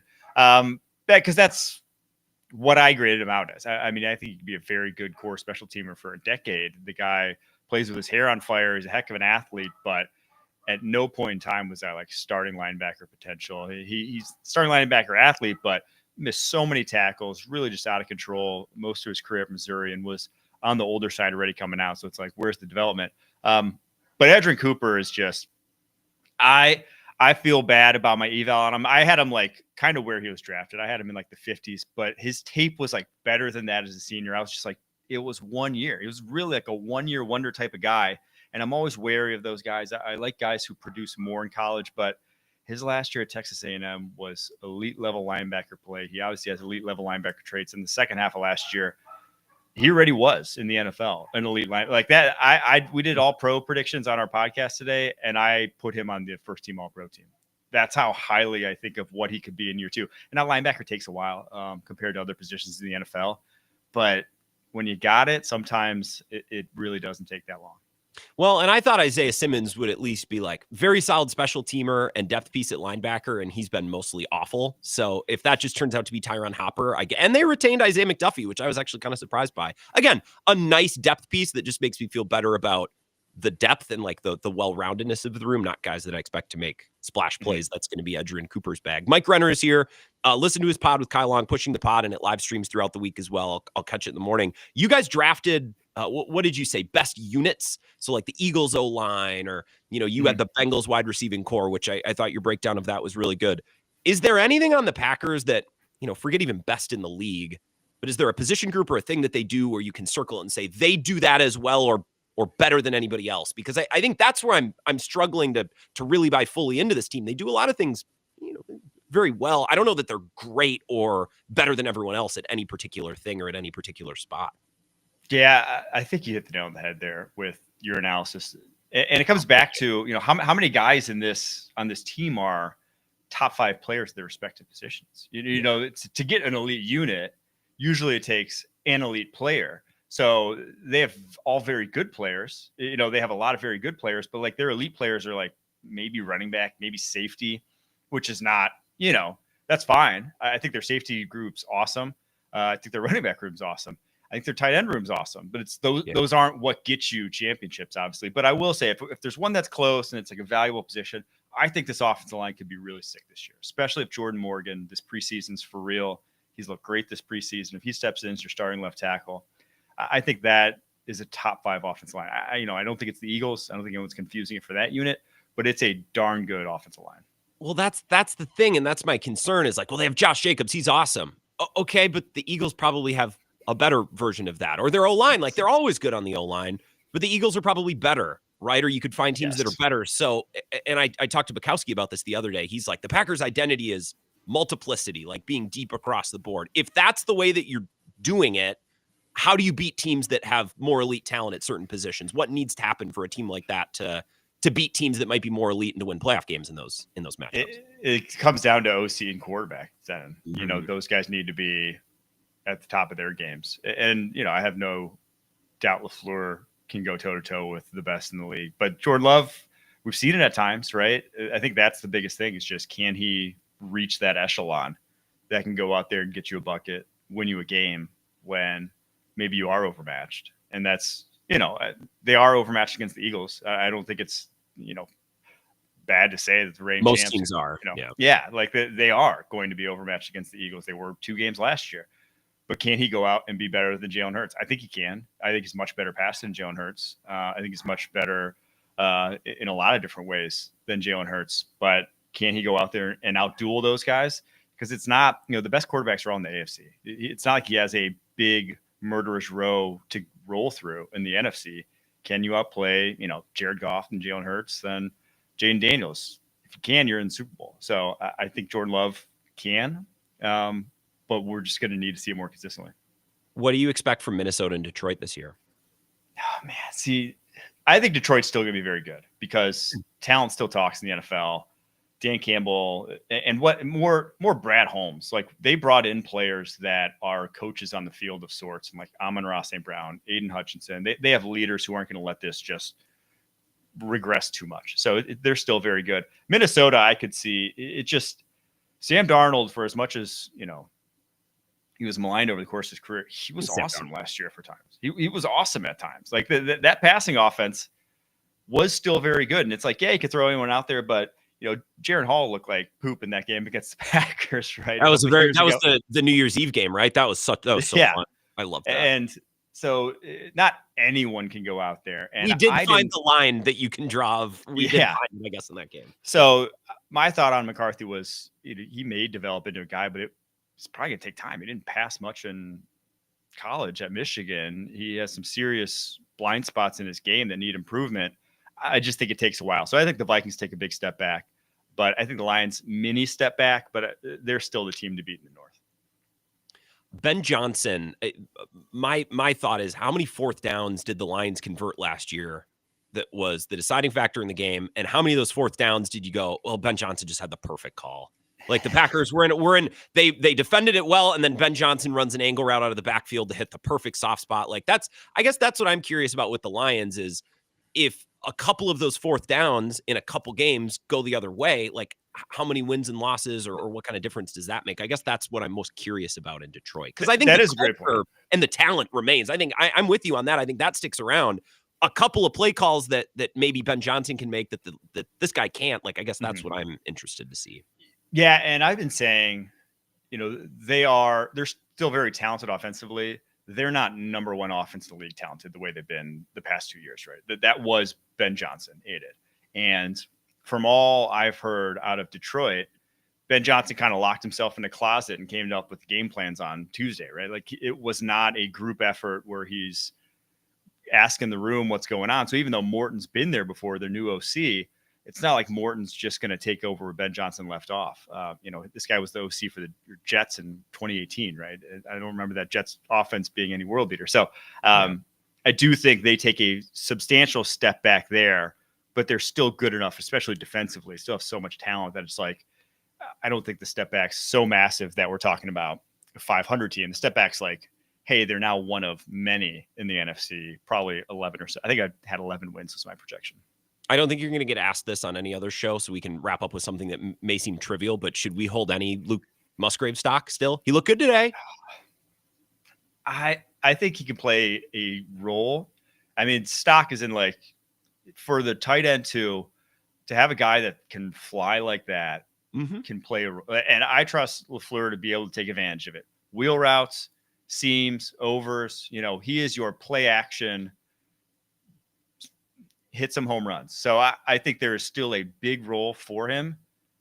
I should say big role. There's still a role for him that can lead to big plays that can be very important on the roster. There's just no way he's overtaking Tucker Kraft. Tucker Kraft is the real deal. Oh, I love Tucker Kraft. And we wait to see if Lucas Van Ness can do anything. This is the year he makes the leap, I'm told. The physical traits are there, Mike. It's just the mental side. Just ask him. He literally said that the other day, which is kind of crazy to hear from a player. Like, you hear that from analysts or from coaches. To hear a player say that, like, the physical part's there. It's about putting it together mentally. I'm like, yeah, that's kind of what we say. I don't know that I hear a player say it a whole lot, but I guess that's maybe try a second move, Lucas. Is that going to lead him to having a plan B? Sorry, that couldn't hurt. But it's start with a bull rush and go from there, right? A guy who doesn't play much in college. I guess that's why. I that's what I've been saying. But like, he wouldn't even try bull rushes at that time. I don't know. I hope the mental aspects sped up, because that really was. I mean, he played it slow, unfortunately, and yeah, he's a good kid. He'll get there. I hope and I pray, because he kind of has to. Otherwise, that's going to be I don't know, not a bad pass rush, but that's an area that we're looking for them to take a leap. What can we expect from your podcast and the work that you do with Kyle over the next week as we get ready for the season? What should we look for? I just did a little draft primer. I know Packers fans don't want to be looking towards the draft just yet, but I did a little draft primer. And then we're going to be breaking down best players of the preseason, maybe getting a Jordan Morgan shout out. He's been so fantastic at left tackle on Monday, and doing some preview for the upcoming season throughout the week. Excellent. We look forward to it, Mike. Enjoy the start of the season. I kept you long. Thank you. For sure, Grant. Thanks for having me. Take it easy. Mike Renner pushing the pile with Kyle Long. It is excellent. I cannot recommend it enough. Appreciate his time. And I like Mike is the perfect combination, because he's such a draft sicko. So he knows all of these players, even if they're like third or fourth on the depth chart. And he's a Packers fan. So I don't know that there's many players or many guests who I can be like, what did you think of Teron Hopper coming out, and how has he lived up to expectations or failed to live up to expectations? Like, Mike is the sweet spot of that. There's no other guest that's doing that. So subscribe on Twitter or follow him on Twitter at Mike Renner _. Find his podcast. He posts great clips and his show live streams there as well. And I can't remember which weekday morning, Tuesday, Wednesday morning, it goes live. So you get a little notification. It's a really good show. Very heady. Let's take a break. If you have any thoughts on that, I should unbusy the phone lines. I'll take your calls on the other side at 608-321-1670. We can talk more Brewers as well. And we're going to catch up with Zach and Ebo at the end of the show, because Thorson and Heilprin is back tonight. It's that time of year. This is the Wisco Sports Show with Grant Bills on the Wisconsin Sports Zone Radio Network.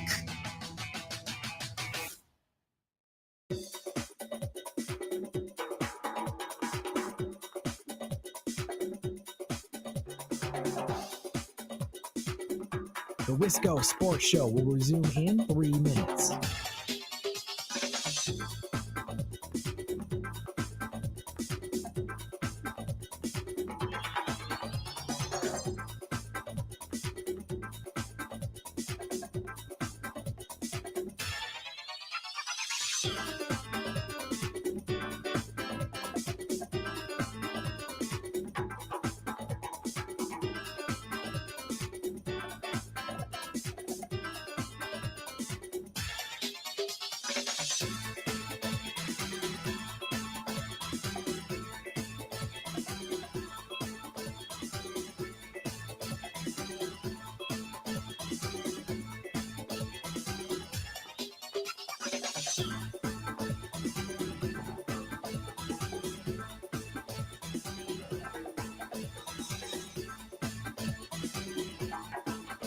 The Wisco Sports Show will resume in 2 minutes.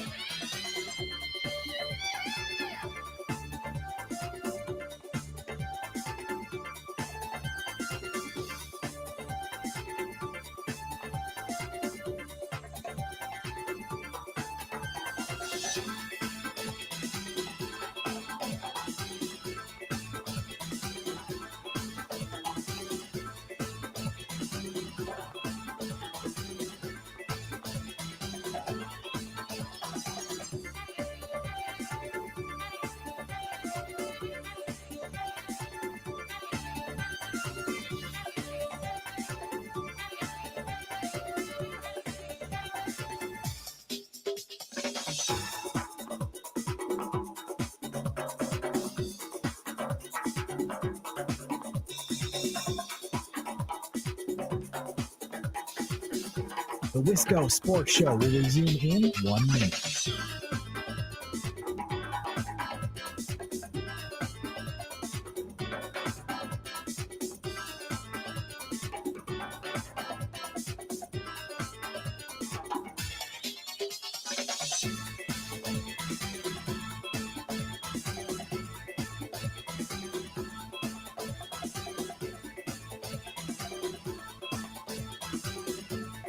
The Wisco Sports Show will resume in 30 seconds.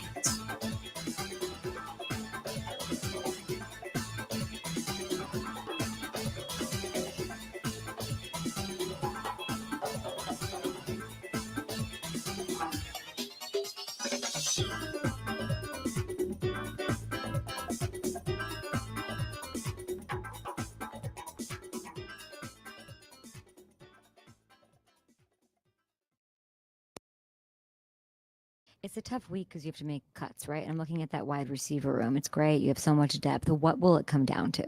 Well, we don't have a lot of depth right now. We're missing a lot of guys. So, yeah, it's going to come down to these guys' ability to go in there and make plays for us. And, there's been a lot of tape. We've had a lot of practices now. Looking forward to the third preseason game to put these guys in those types of situations to see how they respond. What does Romeo Doubs have to do to not have rumors about him being cut from this team? Rome's not. I'd be very shocked if he ever was going anywhere. There's words about that. No, that will not happen. Can you sort of explain why so confidently? Because Rome is out there competing and doing everything that we need to see from him. And obviously he's played a lot of ball for us and at a high level. And he's been a great teammate, and he goes out there and you can count on him every day. It's the Exchange. Kay Adams, Tony and Texas girl, Matt LaFleur. I almost brought this up on last night's show. It was trending like on Twitter and on Facebook. I never tracked down the source material until yesterday. I don't know if you saw, but there was a story somewhere where Romeo Doubs was written about as a potential cut at the end of camp, right? Like there's a risk that he's going to get cut at the end of camp. And I'm like, well, that's like, where did it even come from? So I dug back through this tweet and through this blog, and it was a Bleacher Report story that was talking about the 10 best players who could be cut at the end of training camp. And I was reading, I'm like, okay, there's no juice here. Like there's nothing here. And then Kay Adams asking directly to Matt LaFleur, like, well, how can you say so confidently he won't get cut? And Matt LaFleur, I don't even know how you're supposed to answer that, because he's good and in the athletic prime of his career. And why? Like, you just don't, because you don't cut players like that. You cut the Josh Sittons and Mike Daniels of the world when they're older and expensive, and there's no good way to trade them or to do, like, sure. It's not to say good players never get cut, but good young players never get cut. It's like, how can you be so sure? I don't know. I don't even know how to answer that question, because he's good and in the prime of his career. And let's hear that part one more time. Rome's not. I'd be very shocked if he ever was going anywhere. There's words about that. No. There's That will not words. Can you sort of explain why so confidently? Because Rome is out there competing and doing everything that we need to see from him. And obviously he's played a lot of ball for us and at a high level. And he's been a great teammate, and he goes out there and you can count on him every day. God, I just because he's good. Why would he cut? I'm all in on Romeo Doubs wide receiver 1 season. I like that a lot. And we were talking with Mike about Wicks and Reed. What's so funny is I went into last season with such a high opinion of Watson, Doubs, Reed, Wicks. And then last year, none of them really met the level that we were hoping for. And coming into this year, I remain crazy high on all of those guys, which is probably a me problem, right? Like, maybe I should adjust my expectations, but I thought maybe we expected a little bit too much last year. And now maybe their careers in year 3, maybe they're catching up. I just think Doubs, when he's healthy and when he's right, is an outstanding, maybe not a wide receiver 1, but in this offense doesn't really need to be, as long as Reed and Wicks are holding serve and Kraft is doing his thing. And they're as Mike said, a lot of 12 personnel, which is 1 running back, 2 tight ends, which means 3 wide receivers, right? You don't need, or 2 wide receivers in that instance, then in 12 personnel or 22 personnel. Like, you don't need Romeo Doubs to go be Jamar Chase. You just need him to be Romeo Doubs to complement a really good running game, a deep tight end room, and a deep rest of the wide receiver room too. And Matthew Golden continued to impress today, had a huge day. And he had a deep catch on a post for a touchdown from Malik Willis. And he actually did that little Jordy Nelson thing where it's just a little bit of a push off mid route, not as the ball's getting there and not coming out of the break, because that's when the ref is watching for that sort of stuff. Mid route, when you're just running down the sideline, you get away with it a little bit, receive the ball perfectly into the end zone. So his hands, his receiving skills, right? Like, that sort of stuff has been really impressive with Matthew Golden. So I have high hopes for what he can contribute as well. And you'll hear me talk more about that tomorrow night when Ryan Wood joins the show for his first of many weekly appearances, thanks to Lacrosse Beer House. 608-321-1670, Wisco Sports Show. Who's this? Ridge Runner Mark, how are we doing, sir? Ridge Runner, I'm excellent. How are you this evening? I'm good. Brewers win. Everybody's happy. Hell yeah. I wanted to build off of what you're saying about, Watson, Dobbs, Wicks, and Jaden Reed. Mm-hmm. The interesting thing about them is that they're more than above average, but they're not superstars, which in a way is okay. Because if we had multiple superstar, like really, really good wide receivers that were needing the ball and all this sort of thing, we'd have an actual good problem of that. We're going to lose one of them to free agency. Whereas if you're looking at salary cap, if they continue to be above average and maybe reduce the drops, which will increase all of their output exponentially, we don't need to pay any of them to be a one wide receiver. We might be able to afford to have a really good, really deep wide receiving core for a longer period of time than most who have to pay one guy an exorbitant amount of money to be their number one, and then there's a drop off with everybody else, and that limits your playoff window, so to speak. But if these guys just continue to improve slowly, we give them patience to do that, and then we don't have to pay them as much because none of them are going to turn into superstars. That's a win-win. I suppose, even assuming they're good enough, right? Like, if they're not good enough, it doesn't matter what you're paying them. I still don't think they can pay them all. I think Romeo Doubs probably gets a contract somewhere else after this year. Okay. And then I would bet they look towards Reed, maybe Wicks. We'll see what he does. And then Golden later on. You still have a little bit more runway with those guys. And who knows with Watson? Maybe he comes back on like a 1-year deal, just kind of reestablish himself. Yeah. Unless you think like Ridge Runner, would you be interested in, giving a bag to Romeo Doubs? If, let's say, he's their most productive wide receiver this year, the kind of go-to guy for Jordan Love, 3rd down, 4th down, red zone, would you be wanting to give him a big deal, or do you want him to go elsewhere? I wouldn't mind giving Mr. Consistent a big deal. If he stays consistent, because it's not like he has the huge splash plays or nothing, which is kind of what we see with Watson sometimes. He can catch the ball at all three levels. And if he's that consistent guy, first, second, third down, yes, let's have a guy that Love has a real connection with. Yeah. And is steady. Yeah, we had the blip with the skipping practice sort of thing, but that's all that is correctable. And who cares if he doesn't like to talk a lot or doesn't demonstrate the same way other people do? I think, I'd give him a bag of cash. Maybe not receiver one money, Sure, but I think we could get a hometown, not necessarily a discount, but I think I wouldn't mind paying him long term. Well, and you got to start somewhere. Yeah, you got to start somewhere. I don't think it's gonna be a huge bag of cash. I appreciate it, Ridge Runner Mark, and I don't have salary tables in front of me right now, but it's not gonna be cheap. It's gonna be solid investment. I go back to something that Mike Clemens told us. I suppose it had to be earlier this week because I was off last week. I don't think I'd remember that far back, but it was maybe on Tuesday or Wednesday when he joined after they had a chance to talk with Romeo Doubs, and Mike was just really struck at how not quiet, but Romeo Doubs is up there. He's fulfilling his obligation. He's answering the questions as much as he needs to, or as much as he wanted to or could. And that was kind of it. And Mike's takeaway was, look, if you want to be a guy that gets a second contract here in Green Bay, you need to present a little bit more. You need to do a little bit more. I'm not sure that that's true. I don't know how he behaves and how he interacts with people in the locker room and during the game. I will say on the idea of extending Romeo Doubs at some point, it's going to be a really tricky problem. Let's say, we're going into the season right now and it's like, well, 1 week it'll be Doubs and 1 week it'll be Rick. Well, Reed, blah, blah, blah, a little bit of everybody. Well, what if we get to the end of the year and Romeo Doubs leads the team in catches and he's Jordan Love's go-to guy, unspoken connection guy on third down, fourth down, red zone.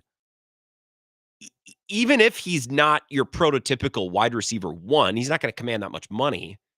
He'll command a nice amount of money, but not wide receiver one, market setting money. It might be pretty tricky to let that guy leave. And we'll have to see how it looks, right? Again, it's not that they have to keep Doubs if he leads the team in yards or leads the team in catches. Like that, that might not end up being that consequential. Like the best wide receiver on this team might end up with 900 receiving yards this year, and the next closest guy might have 850, right? Just picking out random numbers. I don't even know. Just for example, like being the most productive wide receiver on this team might not even mean that much compared to the other guys. I'm more interested if what does it look like? If it looks like he is Jordan Love's go-to guy with, this unspoken little wink and a nod connection, and those two are kind of best friends in the passing game on third down, fourth down, red zone, those bigger moments. That's more what I'm interested in. Less in the counting stats and more of how and where and when do those stats occur. And if he becomes that guy for Jordan Love, even if the numbers aren't overwhelming, and they probably won't be, like that's just, it's hard for me to just let him go. Because I think that's something that Jordan Love has been lacking these first 2 years. Plenty of good wide receivers, more so down the stretch of his rookie year maybe than last year. Good offensive flow, guys getting open, pass being delivered, all that stuff, yeah. But in big moments, I hate to keep saying this, but I'll repeat myself one more time. Third down, fourth down, red zone. Or the defense forces a punt. There's 6 minutes left. The Packers are up 4. They have the ball. Who are you trusting in the most important drive of the game? Or, in the case of the Niners game in the playoffs 2 years ago, the most important drive of the season. Who are you trusting? And I think that guy could very well be Romeo Doubs. And that's a tough guy to let go, even if he's not overwhelmingly, outproducing every other wide receiver on the roster. I guess that's where I stand on Romeo Doubs, and that's something that I've been thinking about all offseason. Let's take a break. I'll continue to take your phone calls on the other side. We can reset with some Brewers conversation. And then in the final segment, oh yes, Zach and Ebo are back tonight. Thorson and Heilprin live at Monk's out in Sun Prairie. So I want to say hey to Zach and Ebo as well. Pick their brains a little bit. You know what? We got a phone call coming in right now. Why wait? Let's do this and then we can take our break. 608-321-1670. Wisco Sports Show. Who's this? Hey, Grant. It's Andrew. Hey, Andrew. What's going on? Not much, man. Yeah, I think we need to at least go 1-1 in those first 2 games. Yeah. What do you think about that? Well, yeah, I mean, Lions Commanders, you mean? In the mouth. Yeah, I could see us getting punched in the mouth by Detroit. in week one. Jordan Love missing time, everybody else, a lot of the guys missing time. I could see it being a little rusty to come out.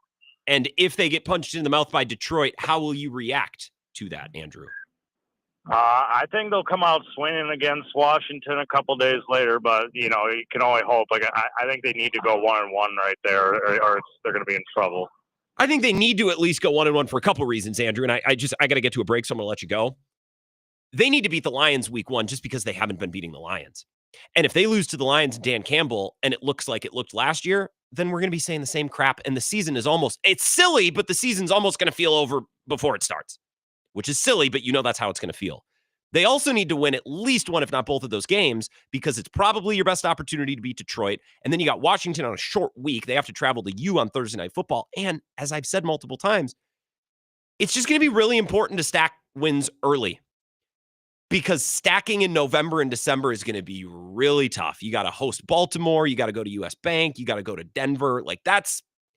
It's going to be really hard to start slow and then make up for it later. Not impossible, but it's going to be really hard. So yes, really important week 1 and week 2 games, to Jeremy's point, for lots of different reasons. I appreciate the call. All right, now let's take a break. We'll reset with some Brewers conversation on the other side. This is the Wisco Sports Show with Grant Bills on the Wisconsin Sports Zone Radio Network.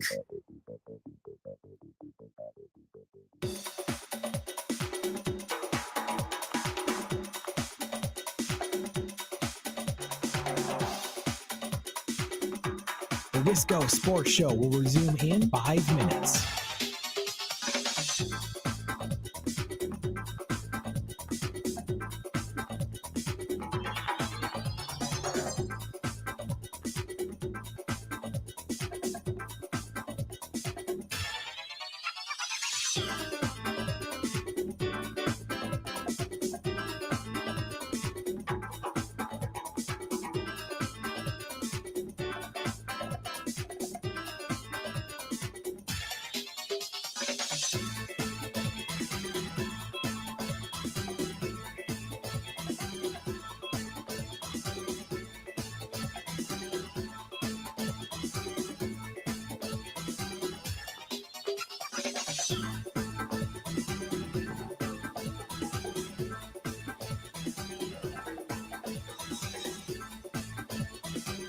The Wisco Sports Show will resume in 4 minutes.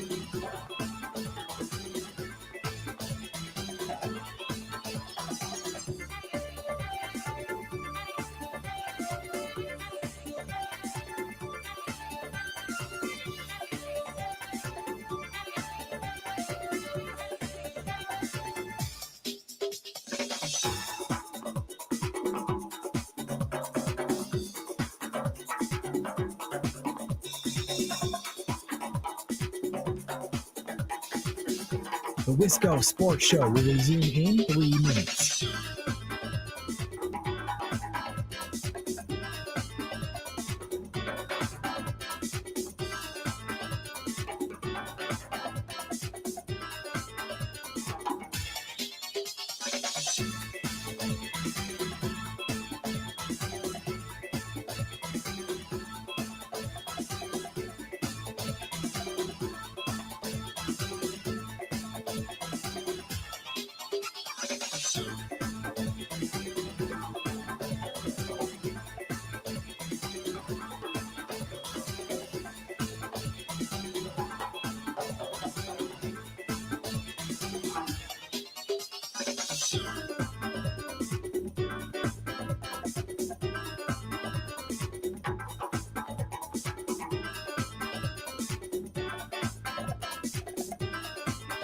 The Wisco Sports Show will resume in 2 minutes.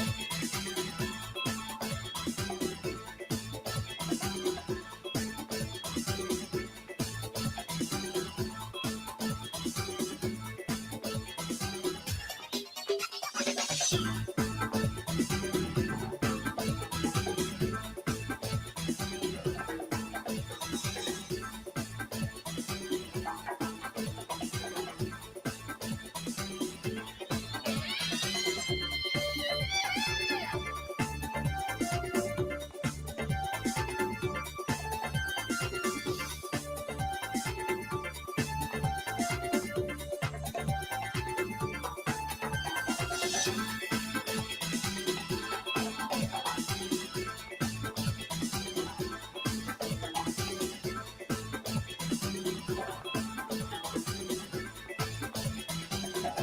Wisco Sports Show will resume in 1 minute.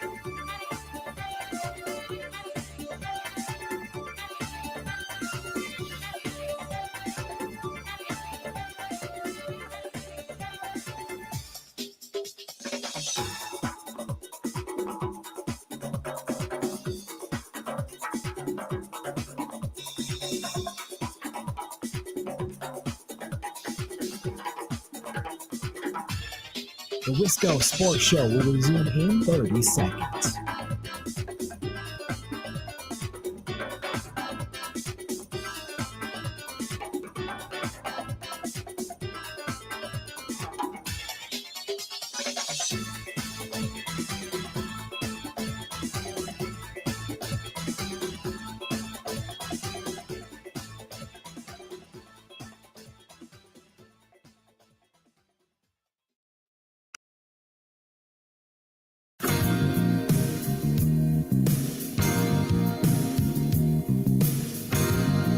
Wisco Sports Show, Thorson and Heilprin coming up at 6 o'clock. So to our WOZN listeners here in Madison, stop by Monks and Sun Prairie. Oh, I wish I could. I think dinner tonight for me will be on Quick Trip, our friends at Quick Trip. I have to drive up north. I'm going to be rubber to the road on Highway 53 tonight. And I don't know. So I'm going to get on in Eau Claire. I don't know if I'm going to make it to cross traffic country or not, because at a certain point, 53 ceases to be an interstate, and it's more of a, I don't know what the technical term would be. I'm only going, this bachelor party that I'm going to is just north of Rice Lake a little bit. It's in Birchwood. I don't know why I'm being sneaky about it. I'm going to go to Birchwood, and I don't know if I'm going to get to cross traffic 53 or not. But that's, Monk's unfortunately out of my way. I got to get up there. My presence is needed. So I think I'm going to do dinner on Quick Trip. There's one right across the road from the station. We reset with some Brewers talk. For those who missed it at the very beginning of the show, they won 4-1 today. Salvaging the season, I think, is a little too dramatic, or salvaging the series. Although today, I'm not going to lie, it felt like they salvaged the series and the season. The season would have felt effed if they lost today, which of course is overly dramatic, but why be any other way when being a baseball fan? You're supposed to be miserable and overreactive all of the time. That's why you play a game every day. You don't play a game every day to be calm, cool, and collected. You play a game every day so you have more opportunities to be furious and to lose your mind. That's how I like watching baseball. Today, that win did feel very important. 4-1. Bryce Terang hitting a home run that was not a cheapie. He pulled it off a lefty and ripped it out to left through the wind at Wrigley, which was blowing all week. Very impressive. And then Isaac Collins, for the first time since becoming a father, and a tip of the cap to him, with a timely hit with runners in scoring position with Contreras and Monasterio after Kyle Tucker kind of lost one in right field. I was watching a little bit. Sam Olber, our friend from Locked On Cubs, posted a little bit of he always does a quick reaction video, which I like reaction videos. They don't need to be 6 minutes long. Like Sam's are like 60 seconds. Perfect. YouTube short. Some people on Twitter and create content as you want, as you wish. But sometimes I'm on Twitter and, you know, someone's like reacting to a game. It's like 7 minutes. Tighten it up a bit. Like if the first 30 seconds of the video are you like sitting down and being like, all right, I guess let's get into it. Like just get into it. So side rant, set that to the side. I was watching Sam kind of give his reaction to today's game. And at least from the Cubs side of things, I agreed. It's a little wild that Craig Counsell benched Owen Casey and Matt Shaw today, Matt Shaw has been like their best player in the second half, and Owen Casey's been a huge part of the Cubs' successes in those 3 wins in the last 3 games against the Brewers. I understand it's 5 games in 4 days, and not everybody can play every single day, but we're getting to the point now with the Cubs. It's like, this is a big opportunity against the Brewers that you kind of need to grab. I was a little surprised that Casey and Shaw were in the lineup. They both got pinch hit at bats, but at that point they were down 3 runs. Not that they weren't given opportunities to help. They did. They got pinch hit opportunities. Owen Casey with runners on against Uribe in the 8th. He couldn't do anything. Okay. So I'm not going to say that he rotted on the bench the entire game. It was interesting to see Kyle Tucker back in the lineup today. Contreras is much of the same. When you're letting a guy play through an injury, there's really no perfect way to go about it. Like with Contreras, he needs a day off. Okay, maybe, but is that one day off going to make a difference? And in the case of Contreras with a broken hand, 1 week off isn't going to make a difference. He's either getting it surgically repaired and he's letting it heal, or he's not. So, get a mental day off or a day off just from being on his feet, sure, but that's not going to change the hand. Just like I don't think it's supposed to change the situation with Kyle Tucker's hand. He looks so lost and so betwixt and between right now. Sitting him down probably made sense. But when you come out and say, yeah, we're going to give him some time off, when you make a formal announcement of it, it would kind of stand to reason then just give him the rest of the series. And they sat him for the doubleheader. They sat him last night, and then they played him today, and he looked poor. He took a walk, but swinging the bat looked poor.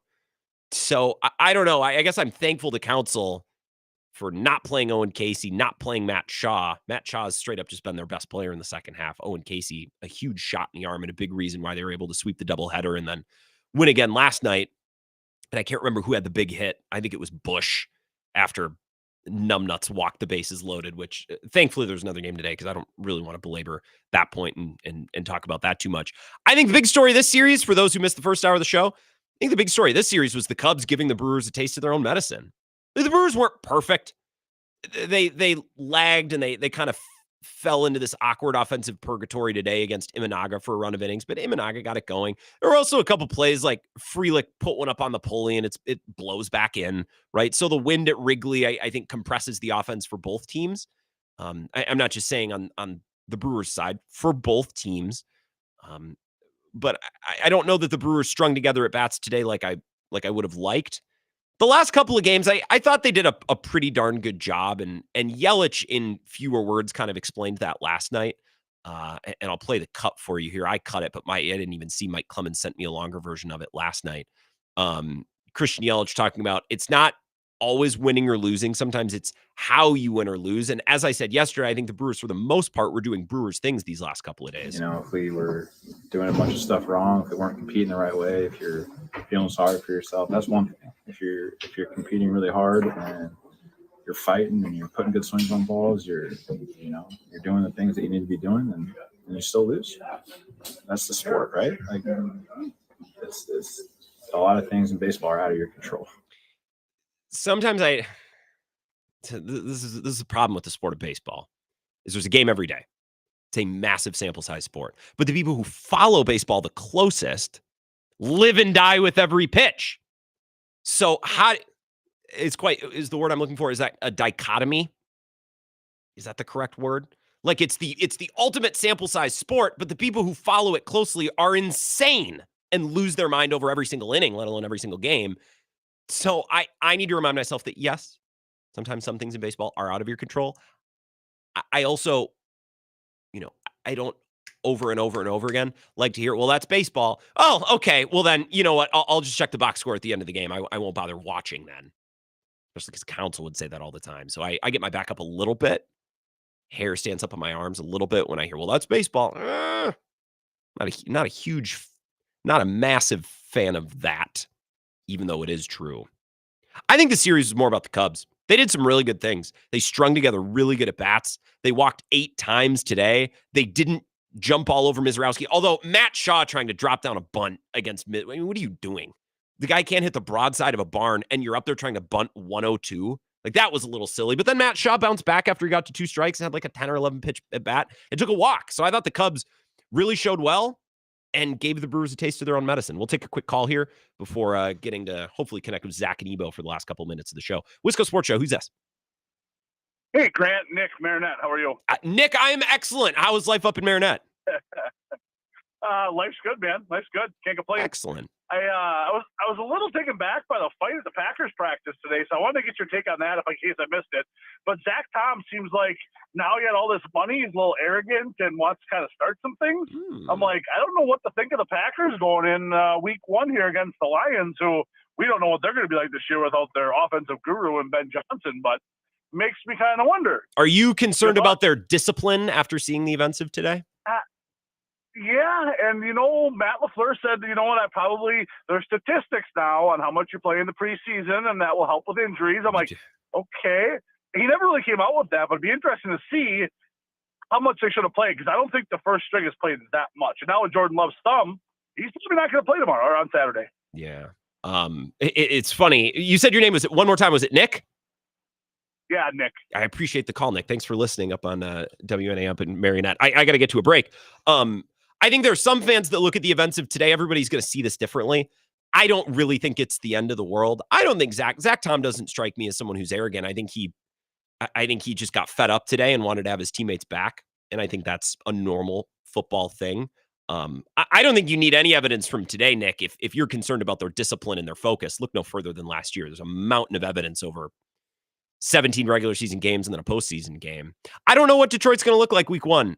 I know the Packers need to get a little bit healthier than they are right now. They're really banged up, especially at wide receiver. And, like McKinney, I think, has a calf, and Hobbs had that knee surgery. So they just got to get healthy. You're absolutely right. Let's take a quick break. We'll come back, wrap up the show, and connect with Zach and Ebo. I think they're live at Sun Prairie. So maybe we'll connect with those two knuckleheads to wrap things up. This is the Wisco Sports Show with Grant Bills on the Wisconsin Sports Zone Radio Network.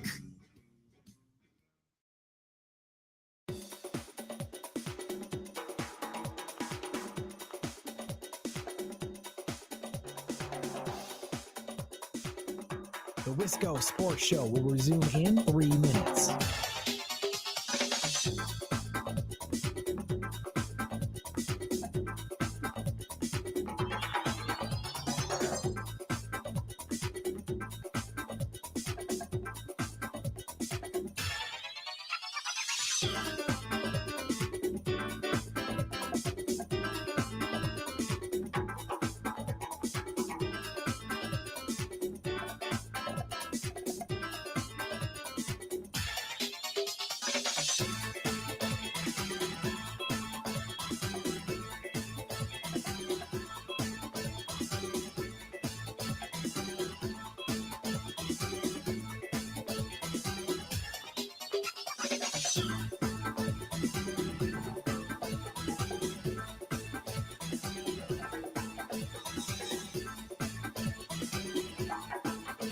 The Wisco Sports Show will resume in 2 minutes.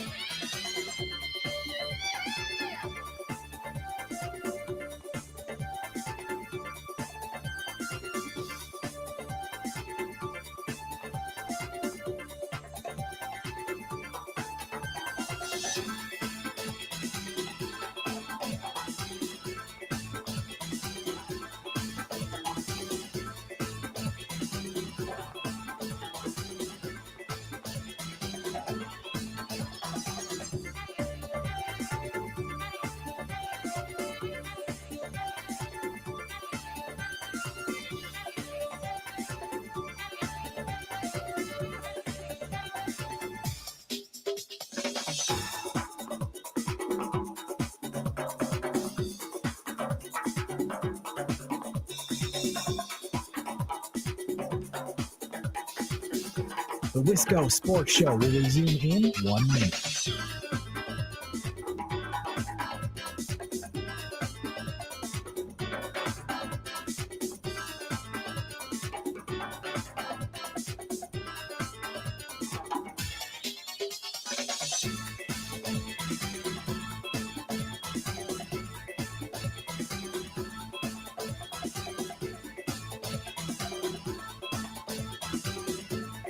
The Wisco Sports Show will resume in 30 seconds.